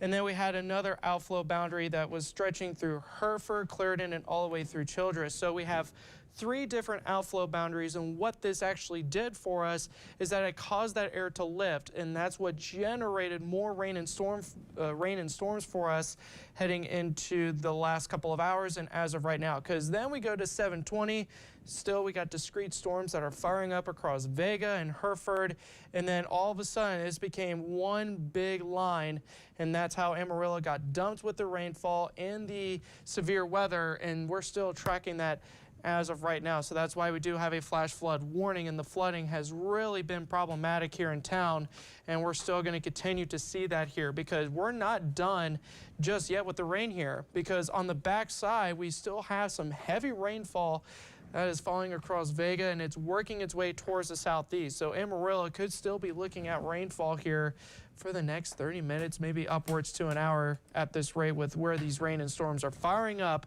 and pretty much just training along Vega and just impacting downtown. I'm doing a TV cut in about 1.5. Alrighty, sounds good. But the latest on the severe thunderstorm warning, we still have about 30 minutes on that. And it still has a considerable tag. I'm looking at updates from the National Weather Service here in Amarillo. Have not seen anything as of late, but we do have 70-mile-an-hour winds, still a considerable tag. But we also have a little bit of hail, but again, the hail threat really is not as dominant compared to what the winds have done so far. Same with the flooding threat here as well. But coming up, Pampa and also Panhandle, definitely be ready because those storms are pretty much on top of you at this point, bringing in the winds.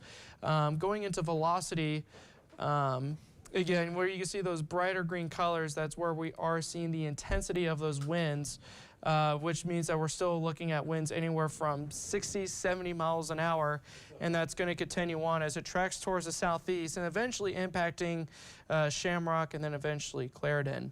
Now with that, though, we're going to send things over to Doppler Dave. He's going to give us an update.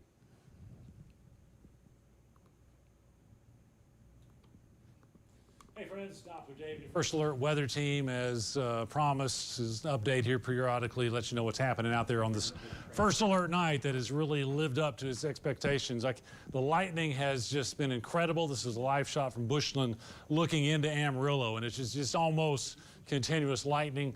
Again, some power outages would not surprise me whatsoever. Up around Lake Meredith, still tracking some very heavy rain. Borger, you certainly have had a handful also with some heavy rain, wind, and a lot of lightning. We have severe thunderstorm warning, that whole big orange blob right there. We haven't had any tornadoes or warnings tonight. That's something that we just don't really expect. Haven't been tracking much hail. This is all wind driven as far as the severe threat that continues to march across the area. Now that red is a flash flood warning for Amarillo. We've had numerous reports of roads down to one lane, Coulter and Bell, especially down around the hillside in Arden, the usual spots that tend to accumulate and get inundated in Amarillo. Flash flood warning, that goes until 11:30. So again, need to just stay put until this drains away. Our weather atlas with Alex and Caleb reporting some flooding and a lot of wind. But here it is on radar. We still have that main complex that's moving down to the southeast. Just to get caught up here in Amarillo. Still raining, not quite as heavy. The real heavy stuff is down around Lake Tanglewood up to about Washburn, about to move towards Claude, Conway, and Panhandle. But we still have steady rain from Amarillo out to the west. Breaks a little around Bushland, and that second wave comes in around Wildorado. That could be moving in. As we lift north, heavy rain around the Canadian up towards Fritch. We mentioned Borger, Skellytown, and Pampa. But here's the lightning product. So even as the rain starts to decrease in intensity, man, the electricity is still really, really ramped up. A lot of cloud ground lightning all over the area here surrounding Amarillo. Now, as far as the wind is concerned, this is that velocity product that tracks the wind. And where you see the brighter green, that's kind of a straight blast. Some of the heavier wind now up around Stinnett, Spearman, and Borger. Not quite seeing the 60 to 70 mile an hour wind that we had earlier, but still gusty. Still could exceed 50 miles per hour. So Pampa, your turn. You're starting to get in on the rain now. That's spreading towards La Forge. Highway 60 is going to be a wet ride. And once again, this is going to move up across 287 around Claude. If you're in Goodnight, be on standby. As I zoom out, the further south we go, the less intense the rain is. But we will track some rain around Happy, Tulia, spreading out towards Silverton. It's just non-severe in nature. Some good news. So it looks like in another couple of hours here, the severe thunderstorm warning or watch is set to expire at 11. Of course, we're going to track this up until our 10 o'clock news. We should have a real consistent update at that time. Just know that the next hour or so, this line will continue to cause problems for Amarillo. Should slowly start to subside. Watch out for that street flooding. Watch out for the lightning. And we'll continue to track here on our YouTube, our Facebook, and streaming platforms. We'll see you back here in about half an hour.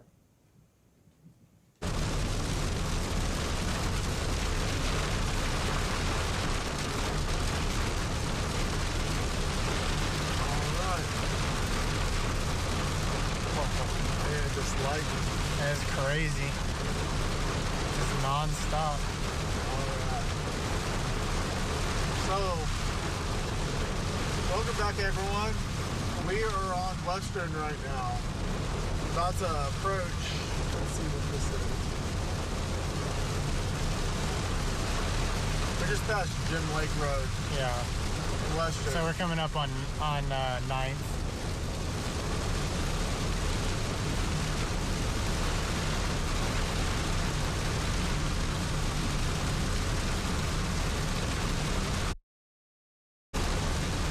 So often hit that wiper mode. Ooh, that was close. The lighting's been insane. 353.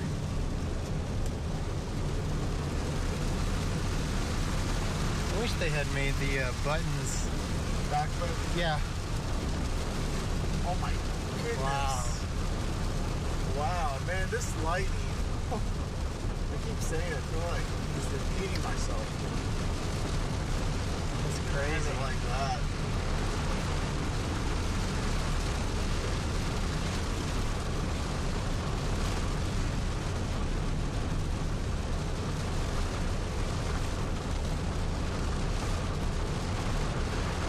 All right, passing Southwest 13th.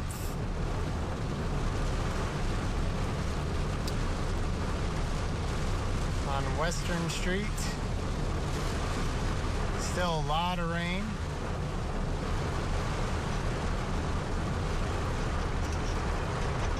We're at Plains and Western.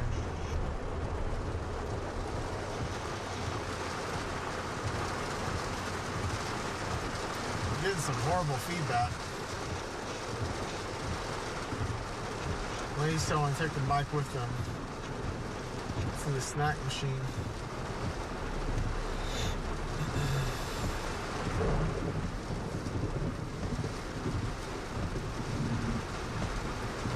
Oh yeah, the lightning is just putting on an incredible show. Look at that. It's like a strobe light.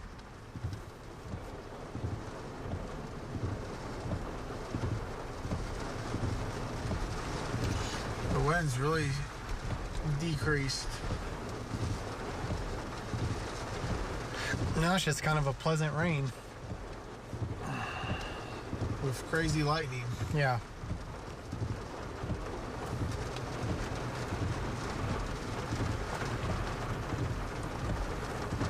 Yeah, because that wind's moving out. Now it's by Claude. Yeah. I bet it's windy down towards the Paladuro.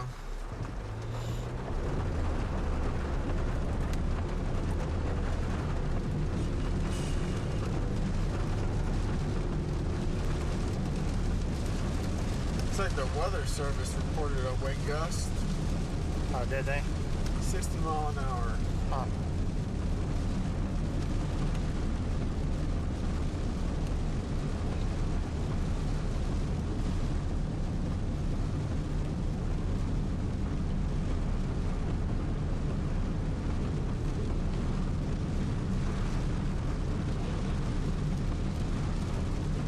I'm gonna try going down here.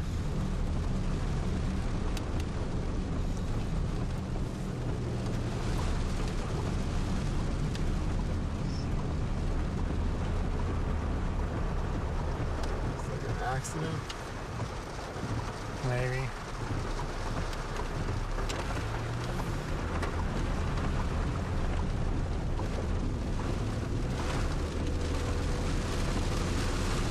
All right, passing Tascosa High School.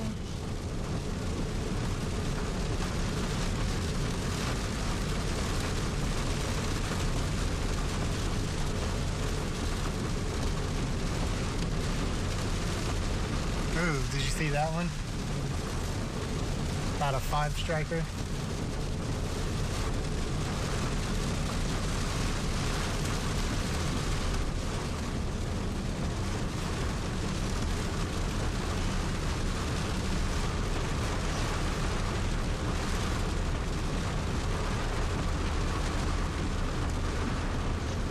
Some flooding, look at that. Oof.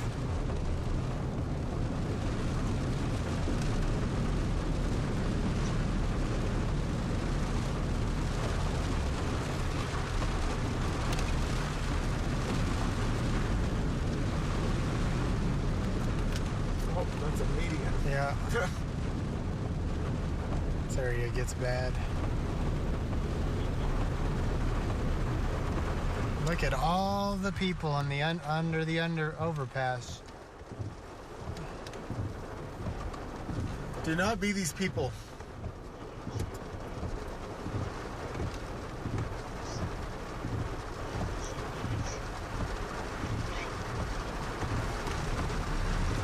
I'll let you control it.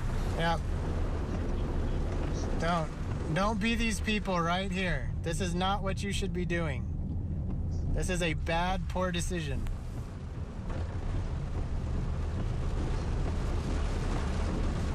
It's just water, people.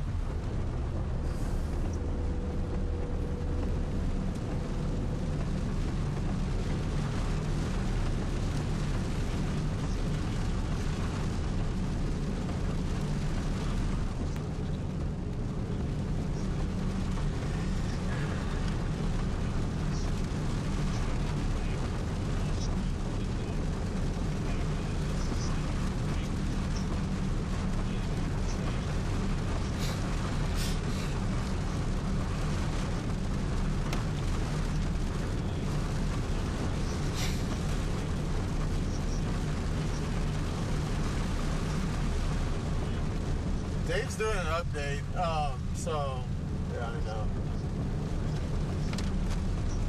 You're supposed to move the camera. Oh, supposed to tilt it down. Yeah, you're supposed to quickly tilt it. Hey, Johnny, go ahead and switch the stream over to Dave.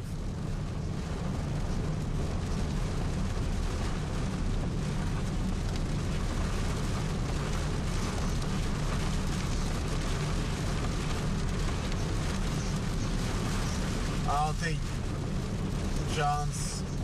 I guess he's not in there. Alright, well, we can still talk. So we're approaching Western right now in Paramount.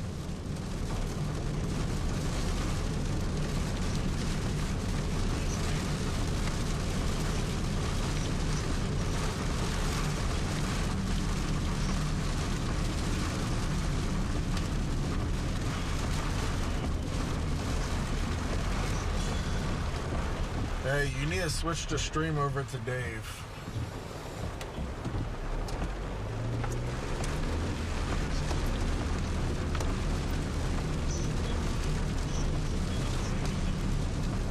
I know, you need to switch to live stream over too.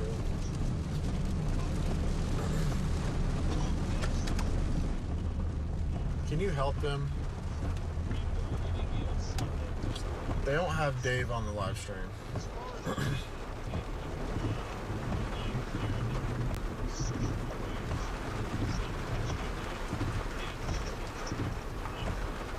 You need to switch to live stream. Oh. That is very confusing.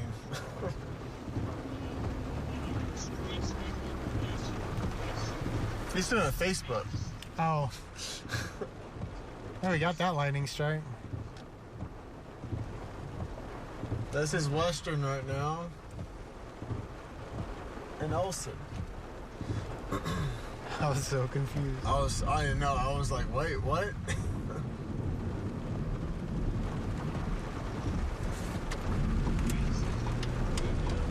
Yeah, we're good. I didn't know he was doing a Facebook post. I thought he was doing a TV cut-in.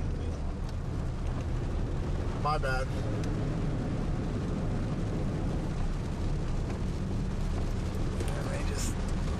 Unless you want to grab the pre again. I already did. Okay. I have it like memorized almost. It's like a Muscle memory. keyboard.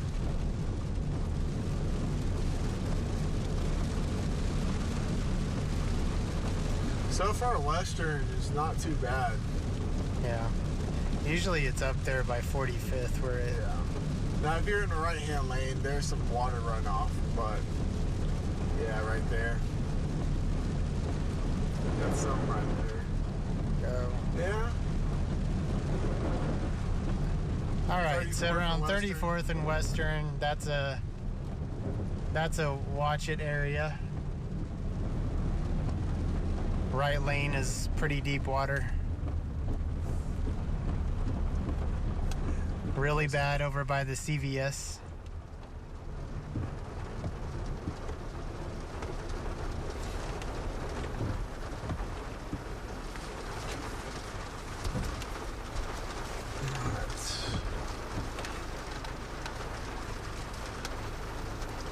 Still more rain.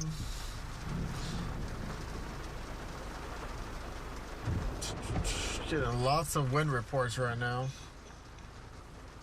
58.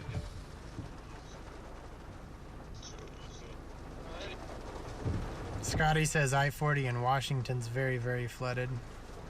Probably down in the Yeah. under the bridge. I don't want to get stranded. Yeah.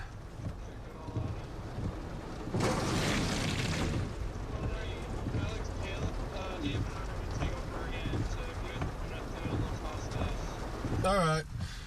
John and Dave has some stuff to say, so we'll toss it out to him. All right, a lot of water. Yeah. It's the, probably the heaviest rain we've seen in weeks. Yeah, I was about to say this So- might have been the worst amount that I've seen since I've lived here. Yeah. I mean, I have never seen the streets just completely ponded over, streets are flooded over. Even Lindsay, you know, you mentioned on your Facebook Live that she's struggling to make it back just because of the extension of the flooding Yep. and the severity of it too. That's right. I mean, we go from not being able to buy a drop of rain to flooding, you know. Yeah. Okay, look at the electricity, the lightning. It just has almost been continuous for quite a while. I mean, a lot of lightning, a lot of thunder. That's a live shot from Bushland over Lake Meredith. Look at that. A lot of lightning. Yeah. What about Borger? Good rain up around Borger. Looks like it's kind of winding down there. But it's just been active for a good part of the area. As we take a look at the warnings here, that's kind of funky. Yeah, I've never seen a polygon like that. That has to be, I've seen them long, but I don't think I've ever seen a severe thunderstorm warning that wide before. Yeah. So all that gold is a severe thunderstorm warning. The red you see around Amarillo, sometimes red, of course, means tornado warnings. In this case, It's actually flooding. that's a flash flood warning. That's set to go until 11:30. Now, if you've been watching our stream there, the Weather Atlas, Alex and Caleb have been showing a lot of water around the city. We'll get back to them here in just a few minutes, but that's kind of the main problem we have now for Amarillo.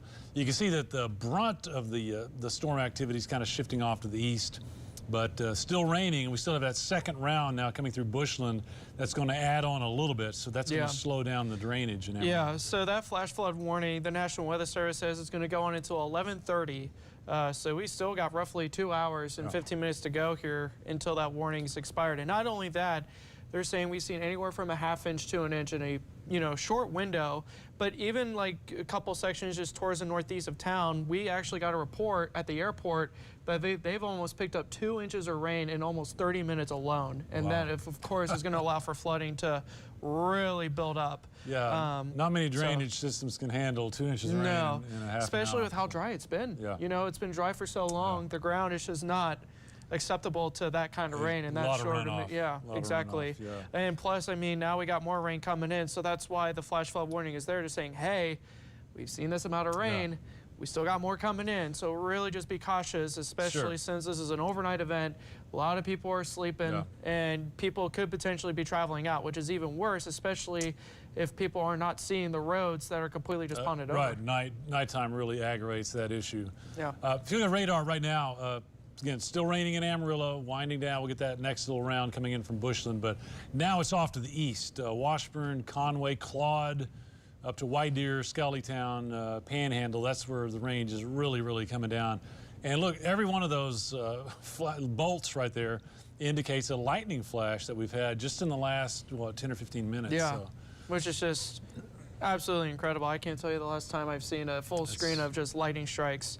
It's just so consistent for so long. Almost continuous. Yeah. The wind looks a little better. You know, we were watching those 60 to 70 mile an hour blasts.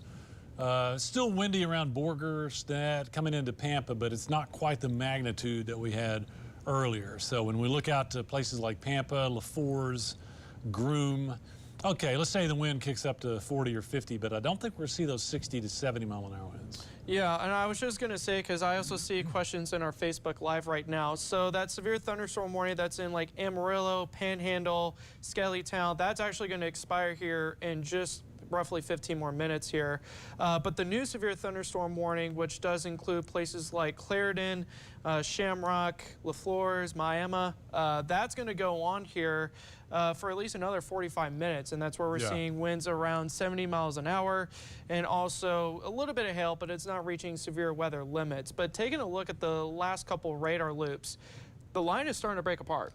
It's starting to break apart a little bit, which means the wind threat is also going to go down. Still strong, though. Of course, we have that severe thunderstorm warning, but that is a sign that the severe weather threat is starting to go down just a little bit, but we're also still, I mean, picking up some pretty heavy rainfall. That's the good news, is now I think we're getting to the time of night that it's more positive than it is negative. Yeah. I did mention earlier that we're going to have some disappointed people, because now, you know, some people are getting rain by the buckets full. Others are going to come up a little short. So just know that not everybody is going to soak up 2 inches of rain in 30 minutes. Of course, all this rain is welcome, and I hope we get as much as we can out of the deal. Yeah. We'll zoom out a little bit as we work down to the south, get down close to Tulia and Silverton. There's some rain showing up, but we're outside of that main complex, and it just doesn't look like we're going to have the intensity down that way. Yeah, and I will say, while it doesn't look as intense, a lot of the future casts going throughout the overnight, it looks like we could see more rain and storms develop, and chances are going to be pretty scattered, especially for Amarillo and south as we get into the overnight and early tomorrow morning, like 3, 4, 5 o'clock. We still will be looking at some scattered showers. So while it's pretty light for a lot of folks, we're not done just yet. This is going to be a pretty long night where we're going to be seeing multiple rounds of rain showers, which will help us out for sure. I think each round the intensity comes down a little bit. So the severe threat, I think, will probably be over as expected by 11 p.m. You mentioned that severe thunderstorm warning that gets out to Shamrock and Clarendon. That one is warned for winds up to 60. Okay, so it looks like they dropped. Okay. Not quite as strong. Yeah, which again, and the reason why they did drop it is because if you look at the last radar loop, I mean, the line is starting to break apart where we're just seeing pockets of red instead of it just being a full line. So that's a telling sign that we're starting to lose the juice when it comes to that outflow boundary in the wind, but we're still picking up on that heavy rainfall here. And you can see the red. That's the indicator that we are looking at some heavy rainfall, and that's going to continue to march towards the southeast. So places like Shamrock, Clarendon, we're going to be looking at heavy rainfall, still winds up to 60 miles an hour. Dust can be blown around, and we're also picking up a lot of lightning. You saw the latest lightning loop that Dave showed just a little bit ago, and still some intense lightning, and that's going to continue on here as we go through the overnight. Very good. Just got a little information there at the 10 o'clock news. We're going to have some really cool visuals of what the storms look like as they were coming through Amarillo. Okay, awesome. I know we were kind of tied up at the moment, but we were using our tower cameras and stuff. Yeah. Gnarly looking storms, you know, and this is one of those nights that you get crazy looking storms that sometimes I would say kind of imitate supercells, you know. You get those striations and it looks like there might be a rotating storm and a tornado.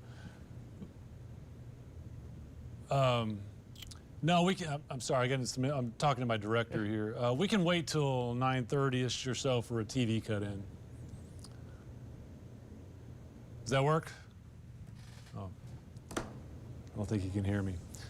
I heard yes, so you're good. Okay, we'll work on that. But I was saying at 10 o'clock we could see kind of what that looked like if you weren't able to catch that, because it looked. Man, it looked like a really just crazy, devastating storm. Yeah, and all my times of chasing storms, studying storms, you know, I mean, we're all geeks in this profession. I mean, we look at storms all the time throughout our years of living. Yeah. That had to have been one of the better defined structures of a shelf cloud that I have seen. Yeah. And that's just a tell sign of, hey, you're going to get hit with some very intense winds. And that's certainly verified with a lot of spots around 60, 70, even 80.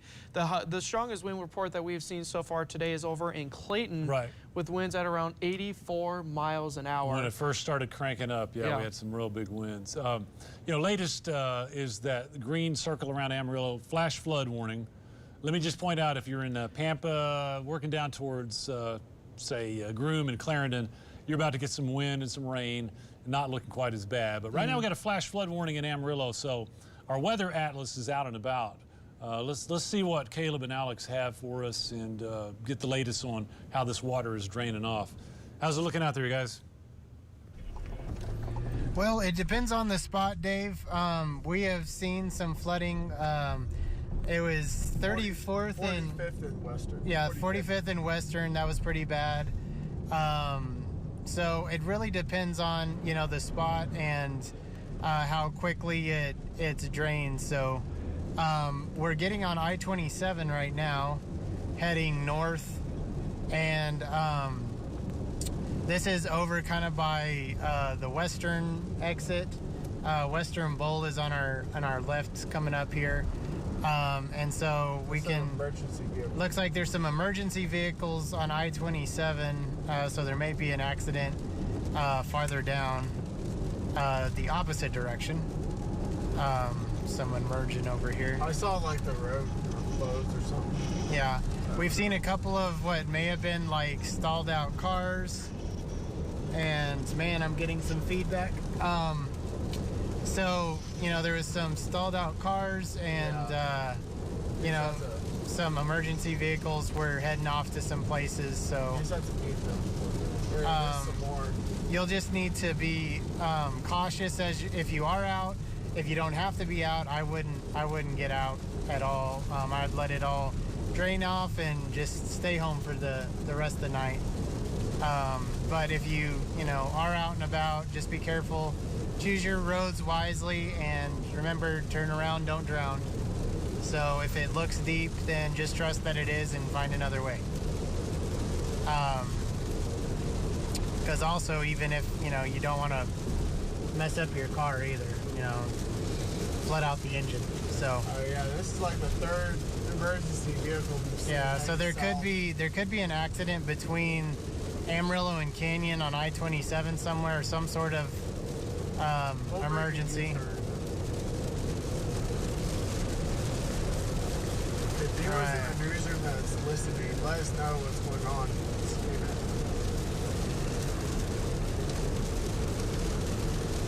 So, passing the Georgia Street exit.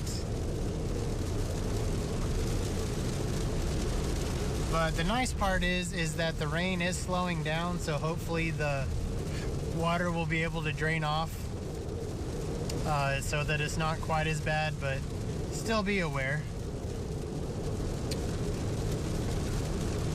Also still seeing a lot of people under overpasses, and we can't stress that enough. That is not where you need to be, and that's not where your car needs to be. So if you're doing that, you probably need to quit. Creates more hazards than it does you good.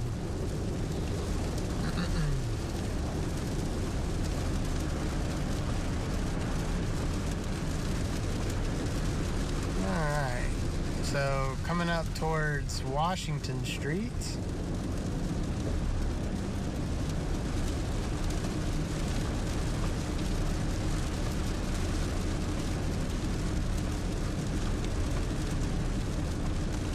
So we're going to take this Washington Street exit here, kind of check it out.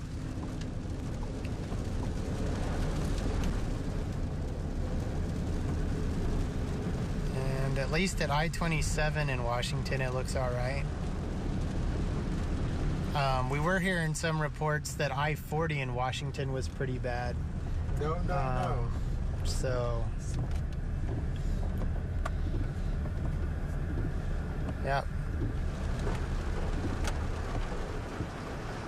Hold up. There's no reason for this. Yep, camera of shame. Zero. Shame. Who's that bad driver? Those people are. Yeah. All right, so now we're gonna head back south on I-27. So Washington 27 looked fine.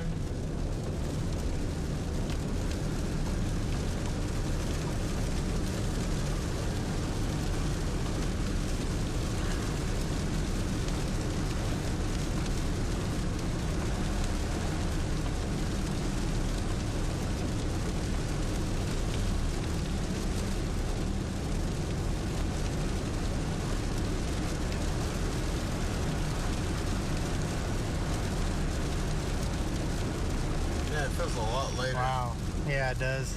It's because it got dark so early because of the That's storm. crazy. You saw that lightning flash, and then I saw it on the tower cam there. Oh, really? It was the delayed, obviously.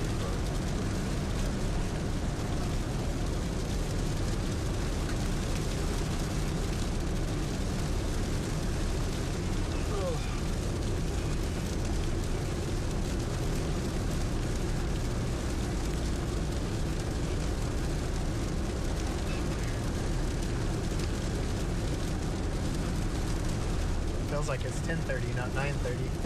Yeah.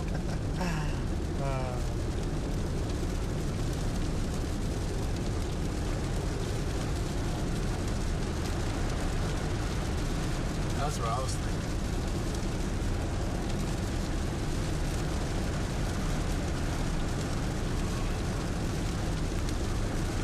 So far, the worst spot that we've seen was 45th and Western. Right? Yeah. It was pretty bad.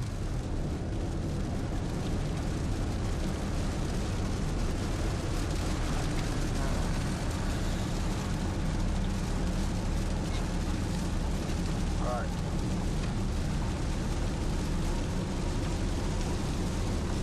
Go ahead. Heading southbound on 27. Sounds like a new flush Ford one.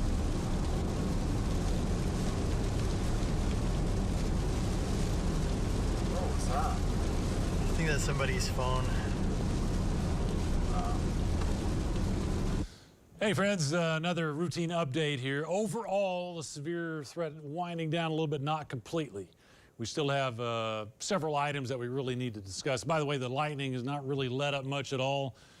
Still very, very active as far as lightning flashes, and we're seeing that a good part of our area. Things winding down over Borger now. It's kind of over towards Pampa that the storms are shifting down to the southeast. Severe thunderstorm warning all in that golden area.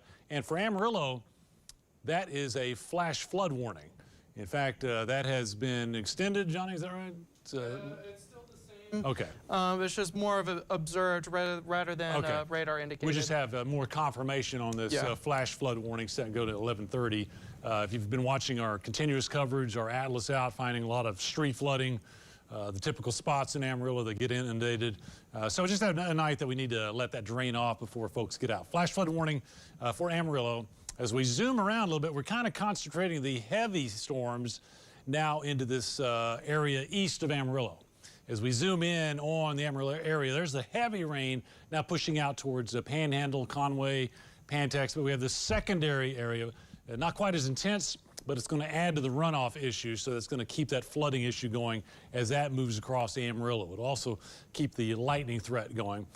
Just as I said all night, no tornadoes. The main threat has been all this lightning and all of the wind. Earlier, we were seeing winds over 80, over 70 miles per hour. We just had winds around 60 up around Pampa, but overall, I think the wind is trending down a little bit. It's going to be in this area now. There's the outflow that's approaching Clarendon. That's where I think the greatest wind threat is going to be. If you're back behind that boundary, though, the wind should be subsiding, and then we just got all this beautiful rain pushing on down to the southeast. So there's some very positive aspects to this. But again, we're not quite out of the woods as far as wind damage and power outages and damaging wind. By the way, if you're around Shamrock, Clarendon, Headley, over towards, say, Wellington, Memphis, and Childress, the rain is headed your way slowly. Should be a little less intense when it gets there, but we'll continue to track that. And then also around Silverton, Kittiquay, and Turkey, moderate storms. They're just not severe at this time. Be sure to join us on News Channel 10 at 10 o'clock. We'll have some nice visuals, some real spectacular images of the storms as they arrived earlier. We'll have a complete update for you at that time.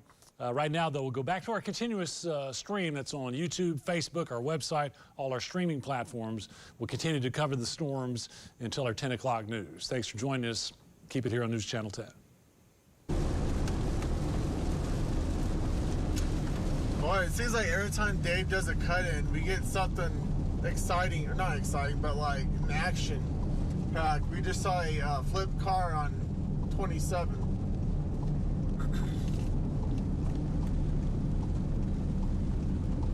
I turn here, yeah.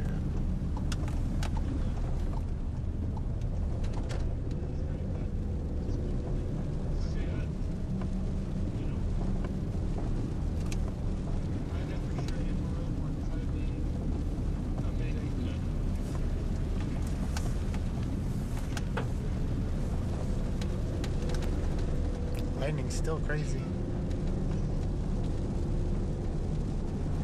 It looked like someone hydroplaned and flipped their car. Yeah. Hope they're okay.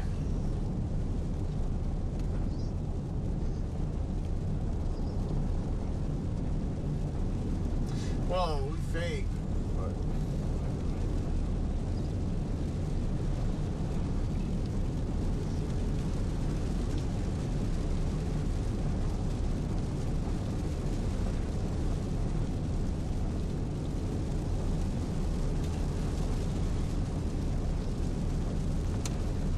School bus.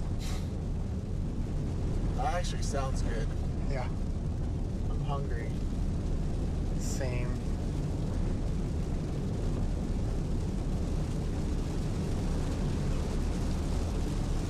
Alright, we're heading north on Bell, approaching Hillside. Jayla, you got anything? Oh, we're just heading towards, what is this, 58th Street? And it looks pretty clear. Like I said, the streets look like they're slowly starting to drain off, which is good. That's a good thing. Our drainage system is hopefully catching up. So we'll see what 45th looks like after, because it's been, what, about 15 minutes, 20 minutes? We can go back and head that way. Home Plate Diner.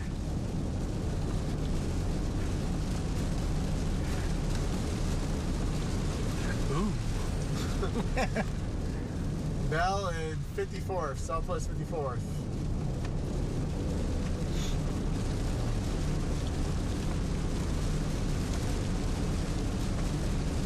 But it seems like, you know, there's certain intersections that just, you know, naturally flood. It seems like. So I think a lot of people kind of know, you know, if you're aware of places that flood a lot, I would just try to avoid those and assume that they're flooded.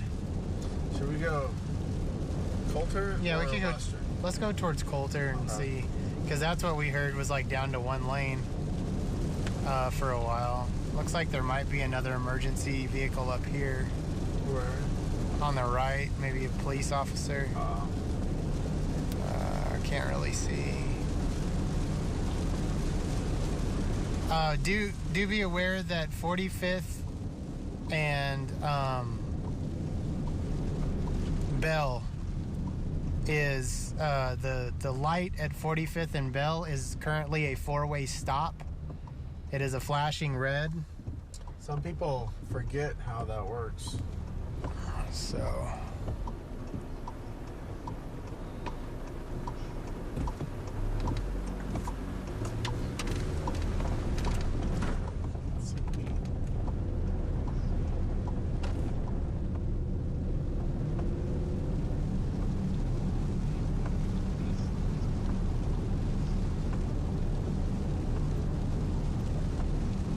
On 45th right now. Are you cold? a little bit, but I'm alright. The preview or the output monitor's kind of blocking it, so.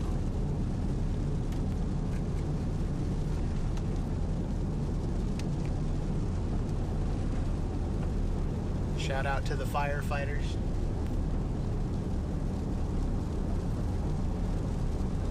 So much neater rain for, was that McDonald Lake? Yeah. That's where all the prairie dogs were.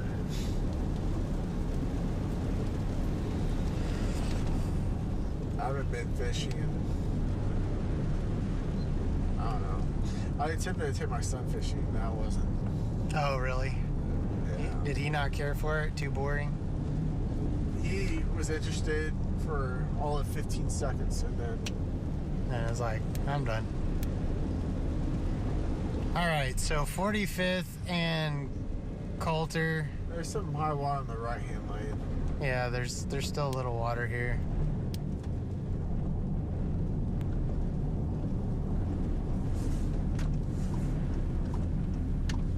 Okay, turning right onto Coulter, so heading north on Coulter. Heading towards 34th Street.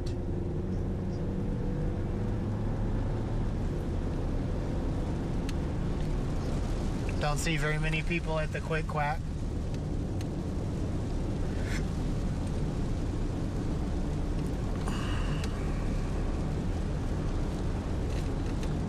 Oh look, the sprinkler's going Yeah. across the road about this church. Okay. Is that an emergency vehicle or like a city vehicle? There's like a city I video. think that's a city vehicle.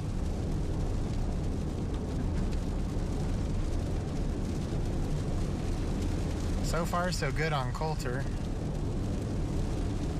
We'll see what 34th is like.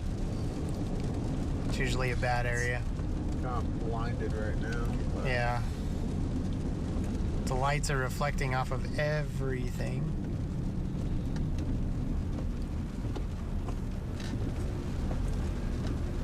Oh, here comes some more emergency vehicles, though.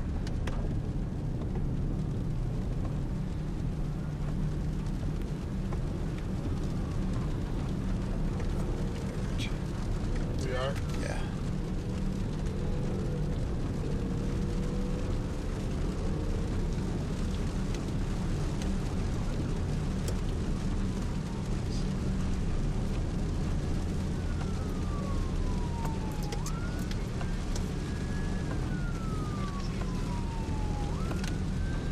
I didn't do it.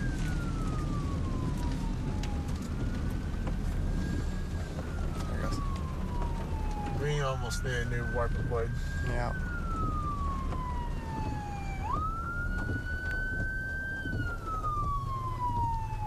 Alright. Engine one. Goodness gracious, dude. Slow down.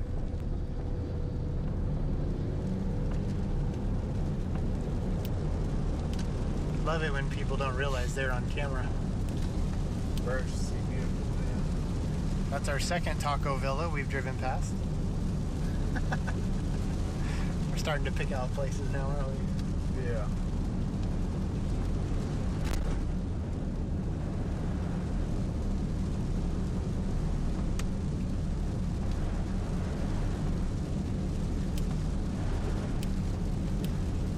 Not too bad here. This is approaching Coulter and what is this? This is Westgate. Westgate. Yeah, so we're about to I-40 in Coulter. Not bad. Let's take a look here at the medical district.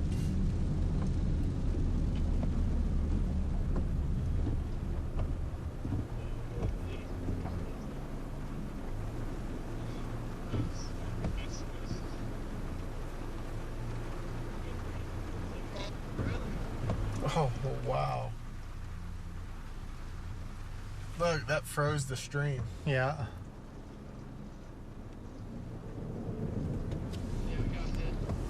Look, you can see the We saw that. yeah. Oh, there's some.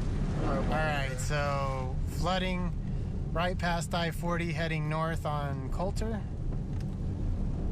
Right next to Firestone.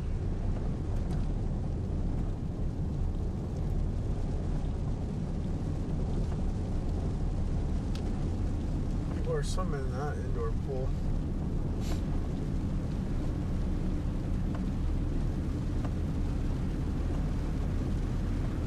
Could be some flooding here at Wolflin and Coulter. It's looks like it's running downhill pretty quickly. Definitely some ponding down there.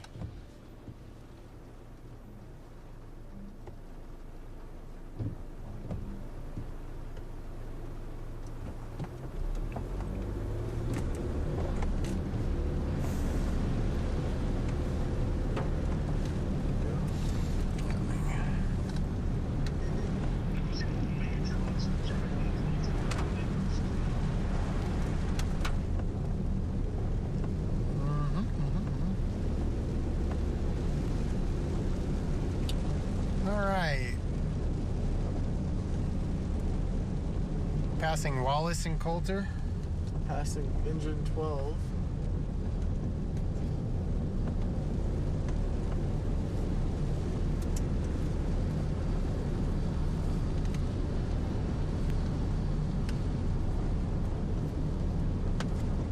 Oh man.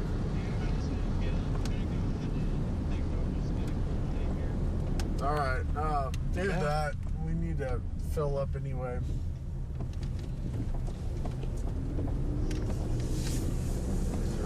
How much gas we have.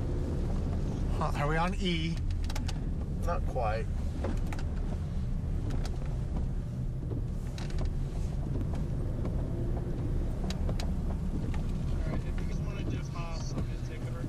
And now Johnny.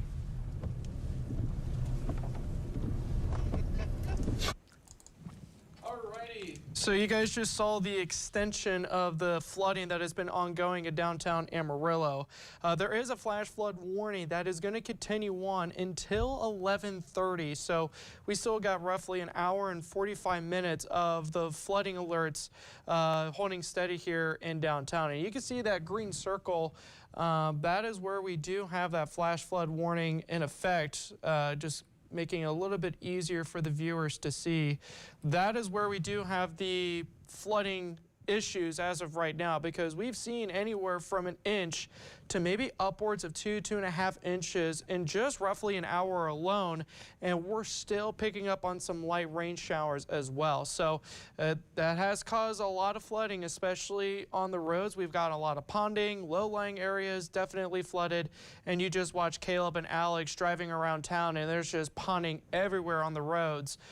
So if you plan on traveling out in downtown Amarillo, take it very, very slow as we go throughout the overnight hours, especially over the next 2 hours with that flooding threat ongoing. But Shifting things a little bit more towards the southeast, we also have a severe thunderstorm warning, and that is a very large polygon that does include Pampa, Panhandle, at least parts of it, Clarendon, Shamrock, and also just towards the west of Wheeler. So this is where we are going to be looking at winds at around 60 miles an hour. So we have lost the considerable tag, which is of course the good news. We're seeing the storm kind of start to scatter up a little bit more, not as intense as it was just a couple hours ago. Hail, not a severe threat either. We are picking up a little bit of hail, just not reaching severe weather limits.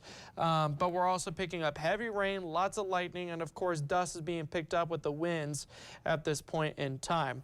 What you're looking at is radar, of course, so when you see those oranges and reds, that is an indicator that, hey, we are looking at heavy rainfall, and it's going to continue to track towards the southeast. So eventually Wellington, Bryce, Childress, Turkey, you guys are going to eventually get hit with this thunderstorm over the next couple of hours. Now, with that said, though, it is going to continue to weaken as it does so. And so that, of course, is good news when it comes to the severe weather. But, of course, we could pick up on the heavier rainfall since we're also dealing with the drought that is ongoing right now. But something else that I really want to show you, because I can't recall the last time I've seen temperatures this cool for a lot of areas at this point of the night.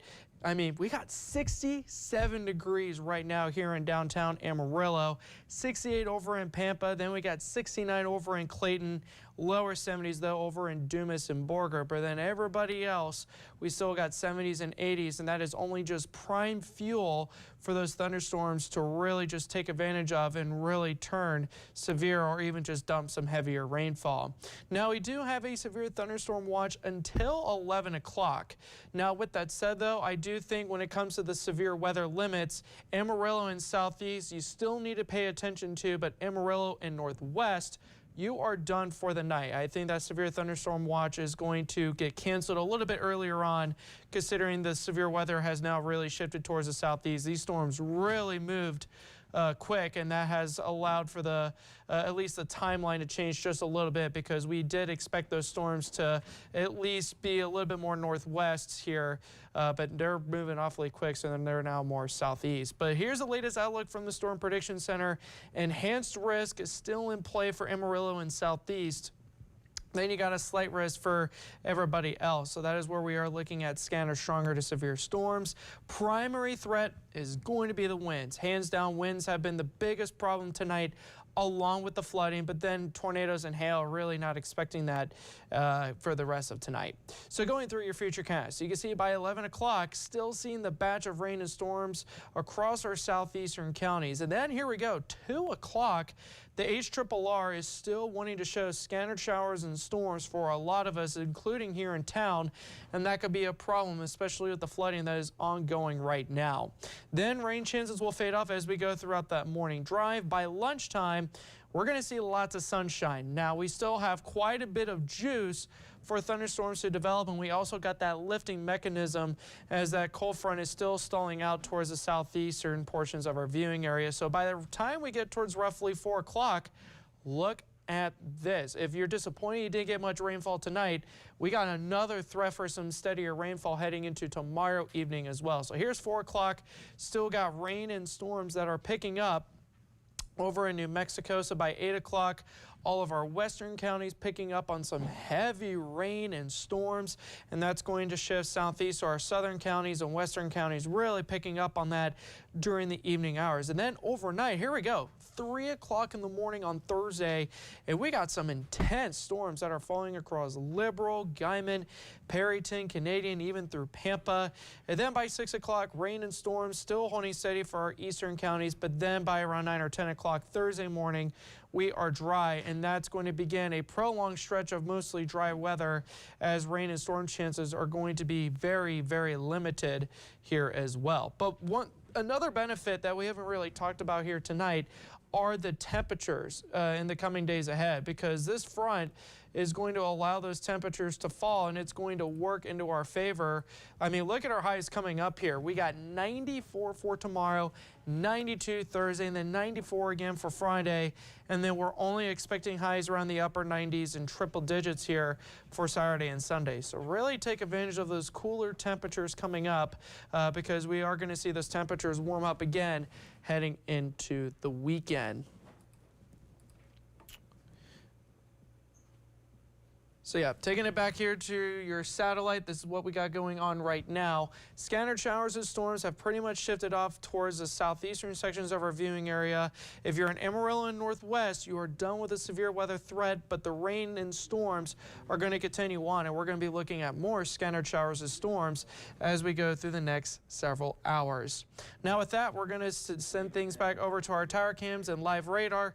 We'll continue to update you if things become available.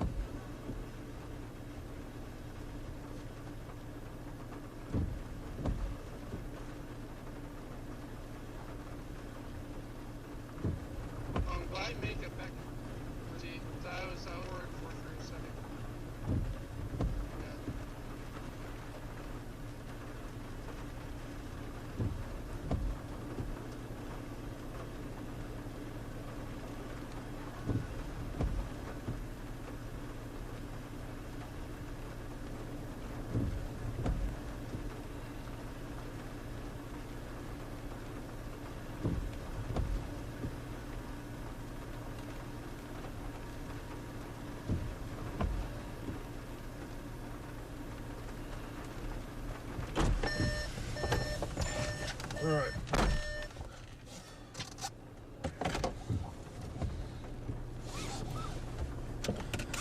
All right, good to go. Good to go. I guess they don't have oh, what's that one sandwich shop in there? Oh, I forgot. Which?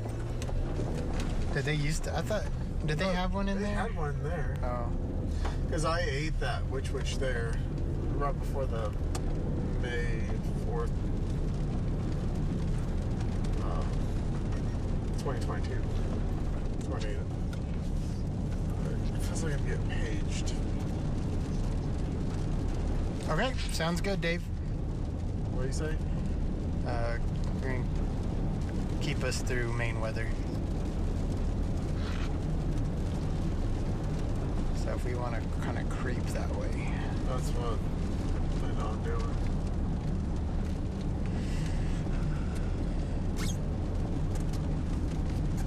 Man, it's nice to see all the moisture though. That's for sure.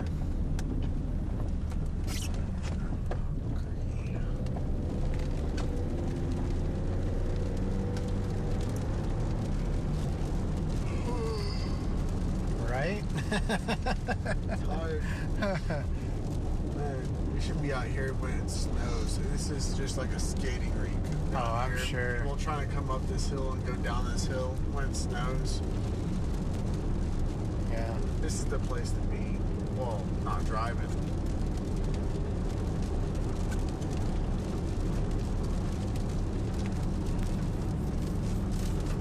It took me so long to get from because I went to go help get my wife. She works right here. Trying to get down Coulter. It took literally an hour just to get to I-40. Wow. From there. I mean, obviously it wasn't. Oh, I guess my Bluetooth's not connected anymore. I want to get off the Unity. I'll listen in.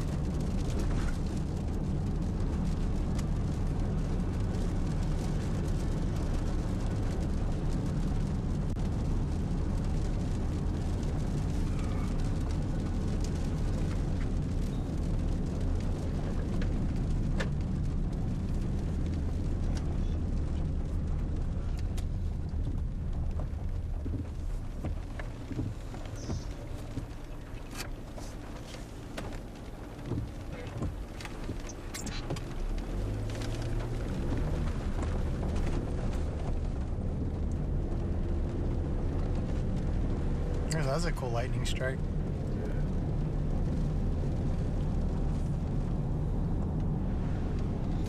Yeah, all the water had time to run off. Oh, another emergency vehicle. I'm telling you, the firefighters are putting in the work tonight. It said go to Walmart. Yeah. What in the world? Or he's flipping it around. Okay. Lights are out here on Jim Lake and Boulevard. Or if it's usually like this. I don't know. Is there emergency vehicles or no? I heard them, but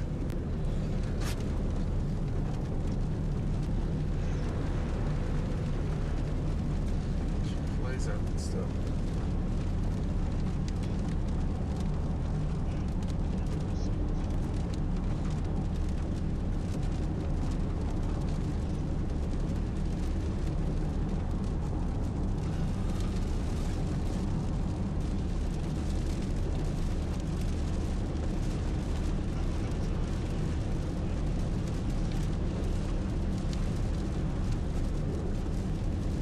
Amarillo.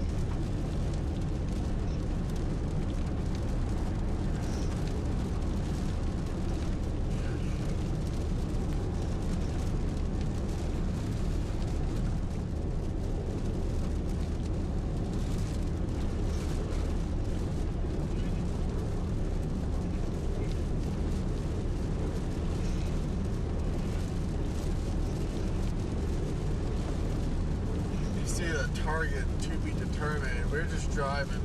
There's no. We have no destination. Yeah. We're just driving.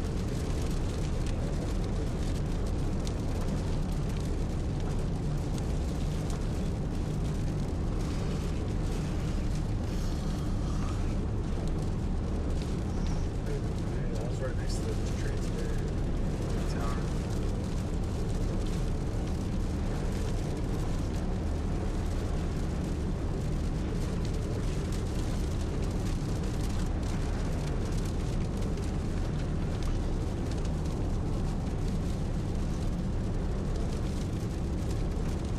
We're in ground some food here right now. And drive through. Right. Just film it. that'd be okay.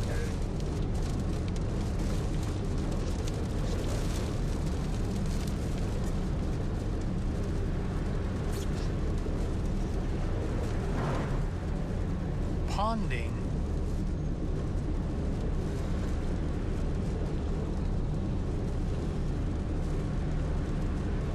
You're gonna take us out, main brother? Yeah.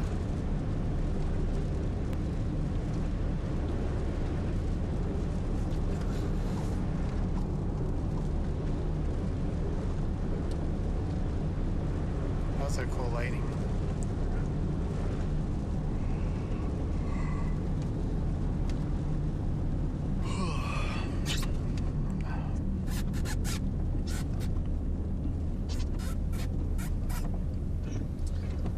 Flip, feet slipped.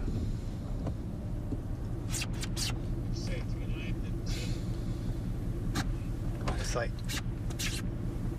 oh no, there's a mouse. Oh no. That's a little ponding right here.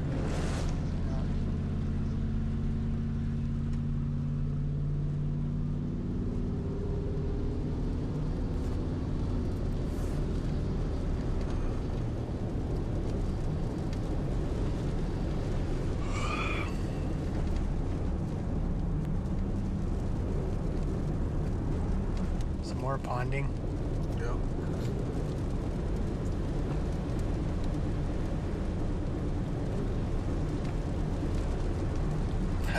Scratch that patchwork that looked like ponding.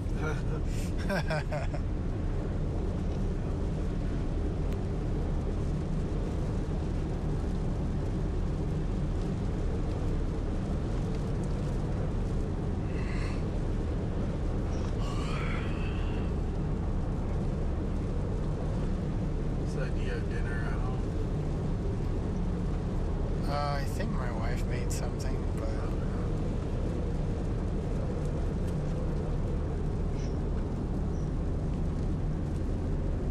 what's open?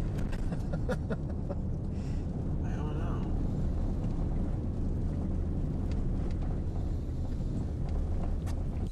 Hey, good evening, friends. It has been a first alert night as severe storms and flooding track across our area. So we still have our team involved tracking everything. And speaking of, let's take a look at a shot coming in from our weather atlas a little bit earlier. As that's the incredible water runoff and buildup and accumulation here in Amarillo. That's down close to 45th and Western. Of course, all the usual spots that tend to have drainage issues certainly got tested here tonight. And we are under a flash flood warning, so continue to exercise caution and probably stay put until all this drains away. Let's take a look around other parts of the area. Live shot from Clarendon. Storms now moving across the southeastern part of the area. Just intense lightning continues as that main cluster tracks on down to the southeast along with that heavy rainfall. Here are your advisories. The northwest part of the area behind this line of storms has been removed from the severe thunderstorm watch. That goes until 11. Amarillo now out of that, but there's our flash flood warning. Severe thunderstorm warning continues from about Clarendon that we looked at to Shamrock down to about Childress, and that is mainly for the possibility of strong damaging winds. So the main part of this complex has pushed off to the east. I'll be back in a few minutes. We'll look at the whole area, but the hot spot right now, Groom to Clarendon over to McLean, pushing down to the southeast. Some winds 50 to 60 miles per hour will be possible. When I'm back in a few minutes, I got some crazy clouds that we're going to take a look at. We're also going to talk about some rain-cooled air. It's the coolest we've been in weeks out there right now, and we'll have a storm update for you. That's all coming up. Right now, over to news.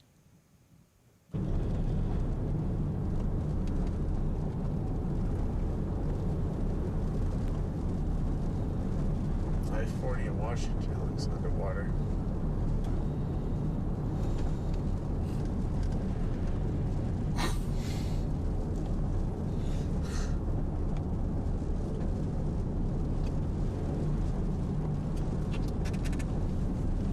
Yeah, I heard that they closed down I-40 in Washington.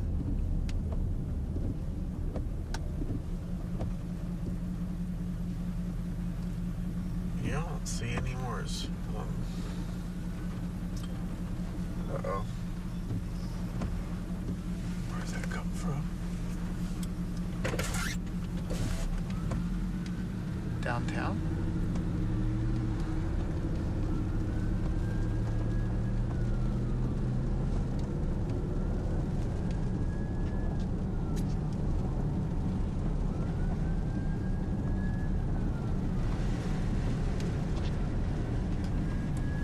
Sounds like it's getting louder.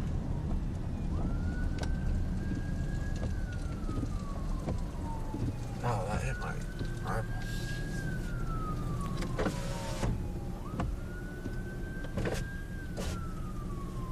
Where's it coming from?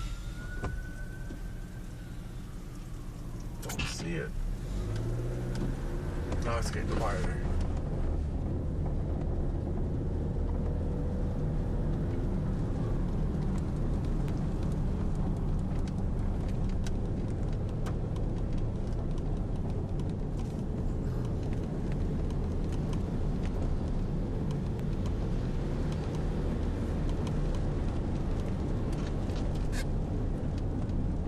Louder.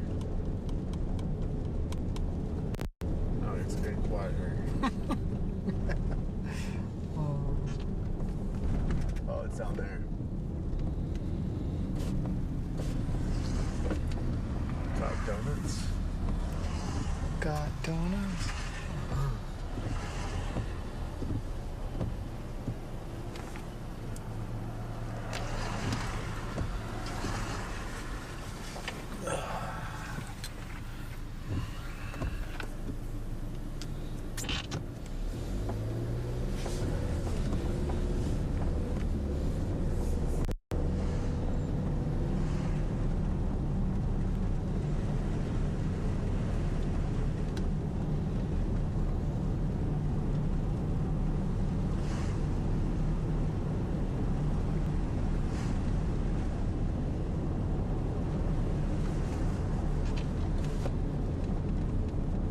Look at it, all backed up.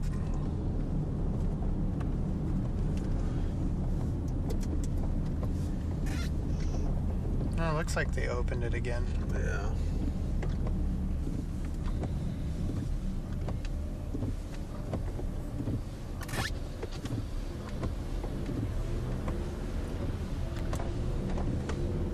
Yeah, it's open. Yeah.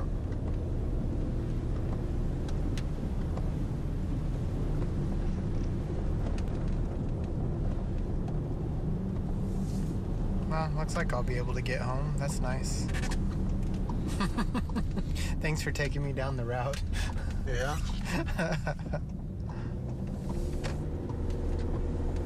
Alright.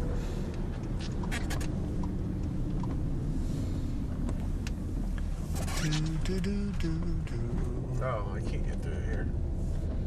Nope. Gotta go down a little ways.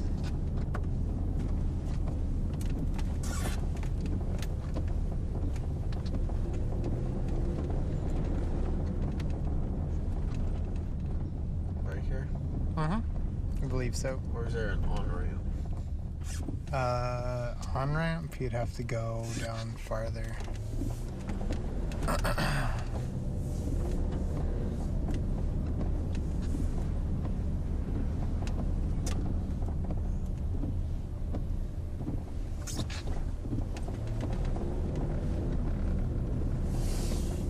They still have police officers down there, so, but it looks like they're letting people through.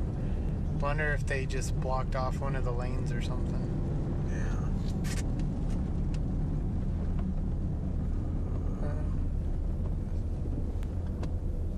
A lot of tow trucks out. Yeah.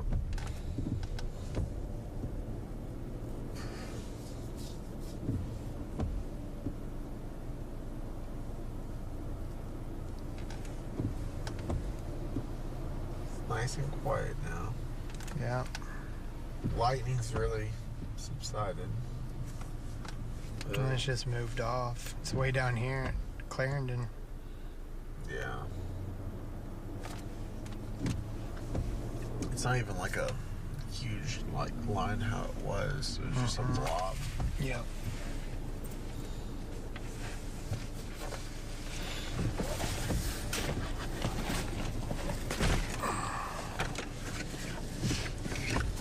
He covers some ground. Yeah, we did.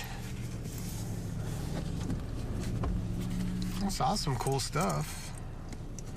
Went from pretty much northwest of Dalhart, cut down to Channing and Hartley and all that. Yep.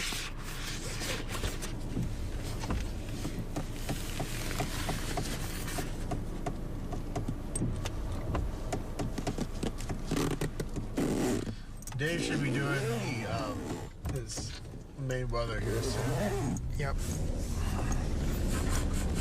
Give you a good update. Yeah, I think we're going to be wrapping it up.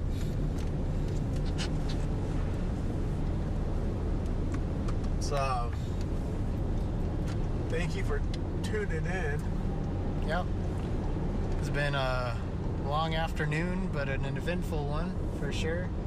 Amarillo got some much needed rain, which is something that we desperately needed. From what we can see, the flooding's actually subsided quite a bit, which is really good. And so I'd say still be cautious if you have to get out and about, but I think the major worry of that is calming down. Be aware of first responders who are out. We've seen a lot of fire trucks and ambulances and police officers trying to clean up some stuff and get to some calls, so just be aware of that. But for the most part, very eventful day. We saw some wind, saw some really cool lightning, saw a really pretty storm come into Amarillo and dump a bunch of moisture, Yeah. which is what we needed. So, and I don't think we saw a single hailstone, at least we didn't, so that's a positive as well. So overall, quite an eventful night. Yep, we'll leave you through downtown.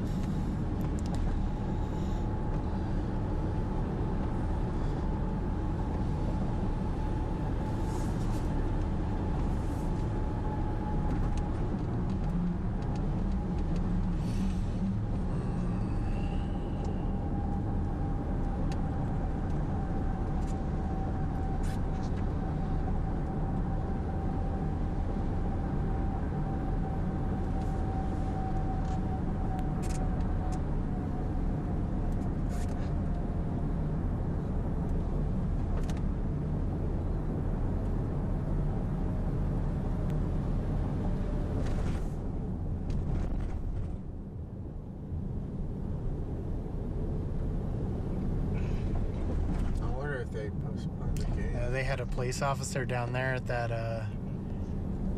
underpass thing. Oh, really? So you may keep an eye out coming up here, because I can go back.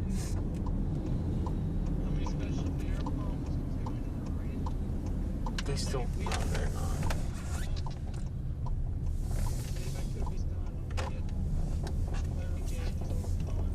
Is it good?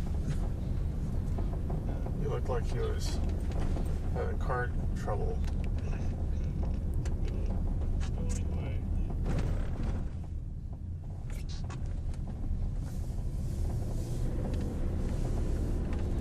You sit down here. yeah, you know where it dips down.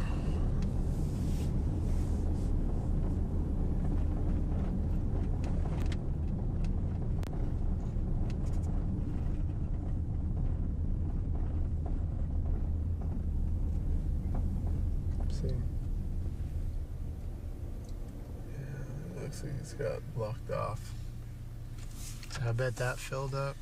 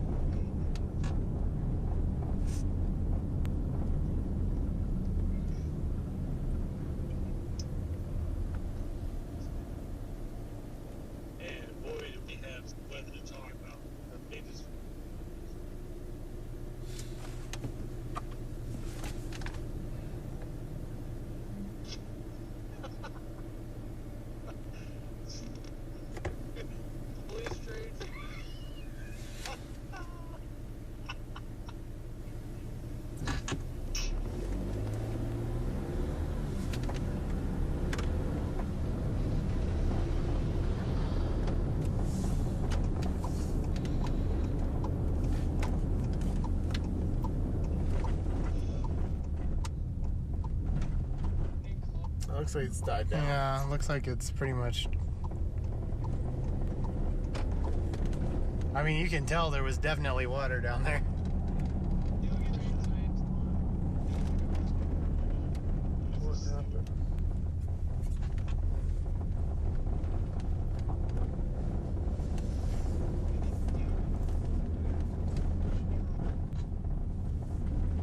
What happened? What happened?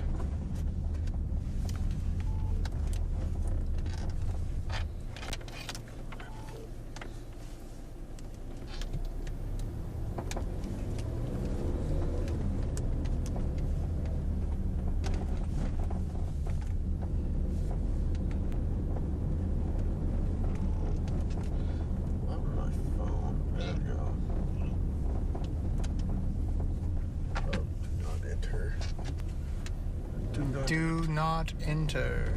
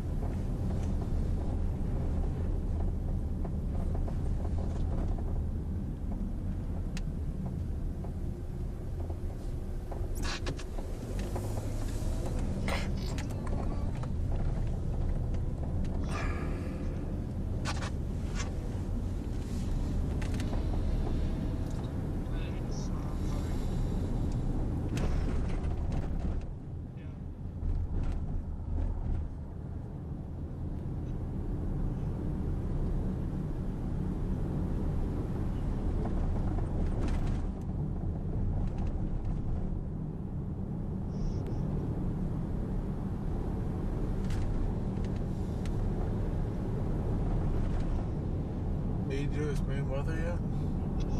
No. I think it's in this block, though.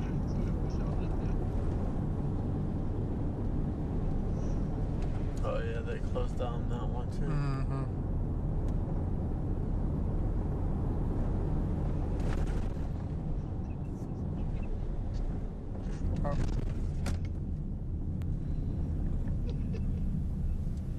Okay then. Did you please do trigger? No, never mind.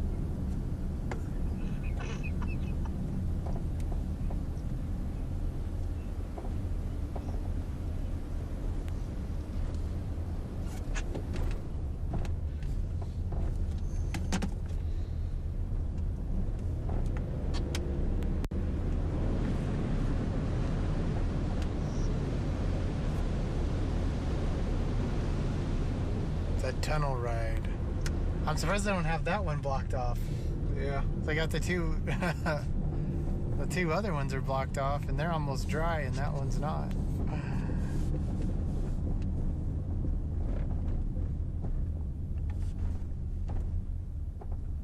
We have a very active night tonight. I mean, it really picked up and For sure. yeah, it's been And what do you know? It doesn't always go around us, right? I know. The Amarillo effect. Yeah. Not real tonight. Does not exist. I tell you what a lot of rain. We got a lot to cover, but what a night to give away a rain gauge. So let's do that right now.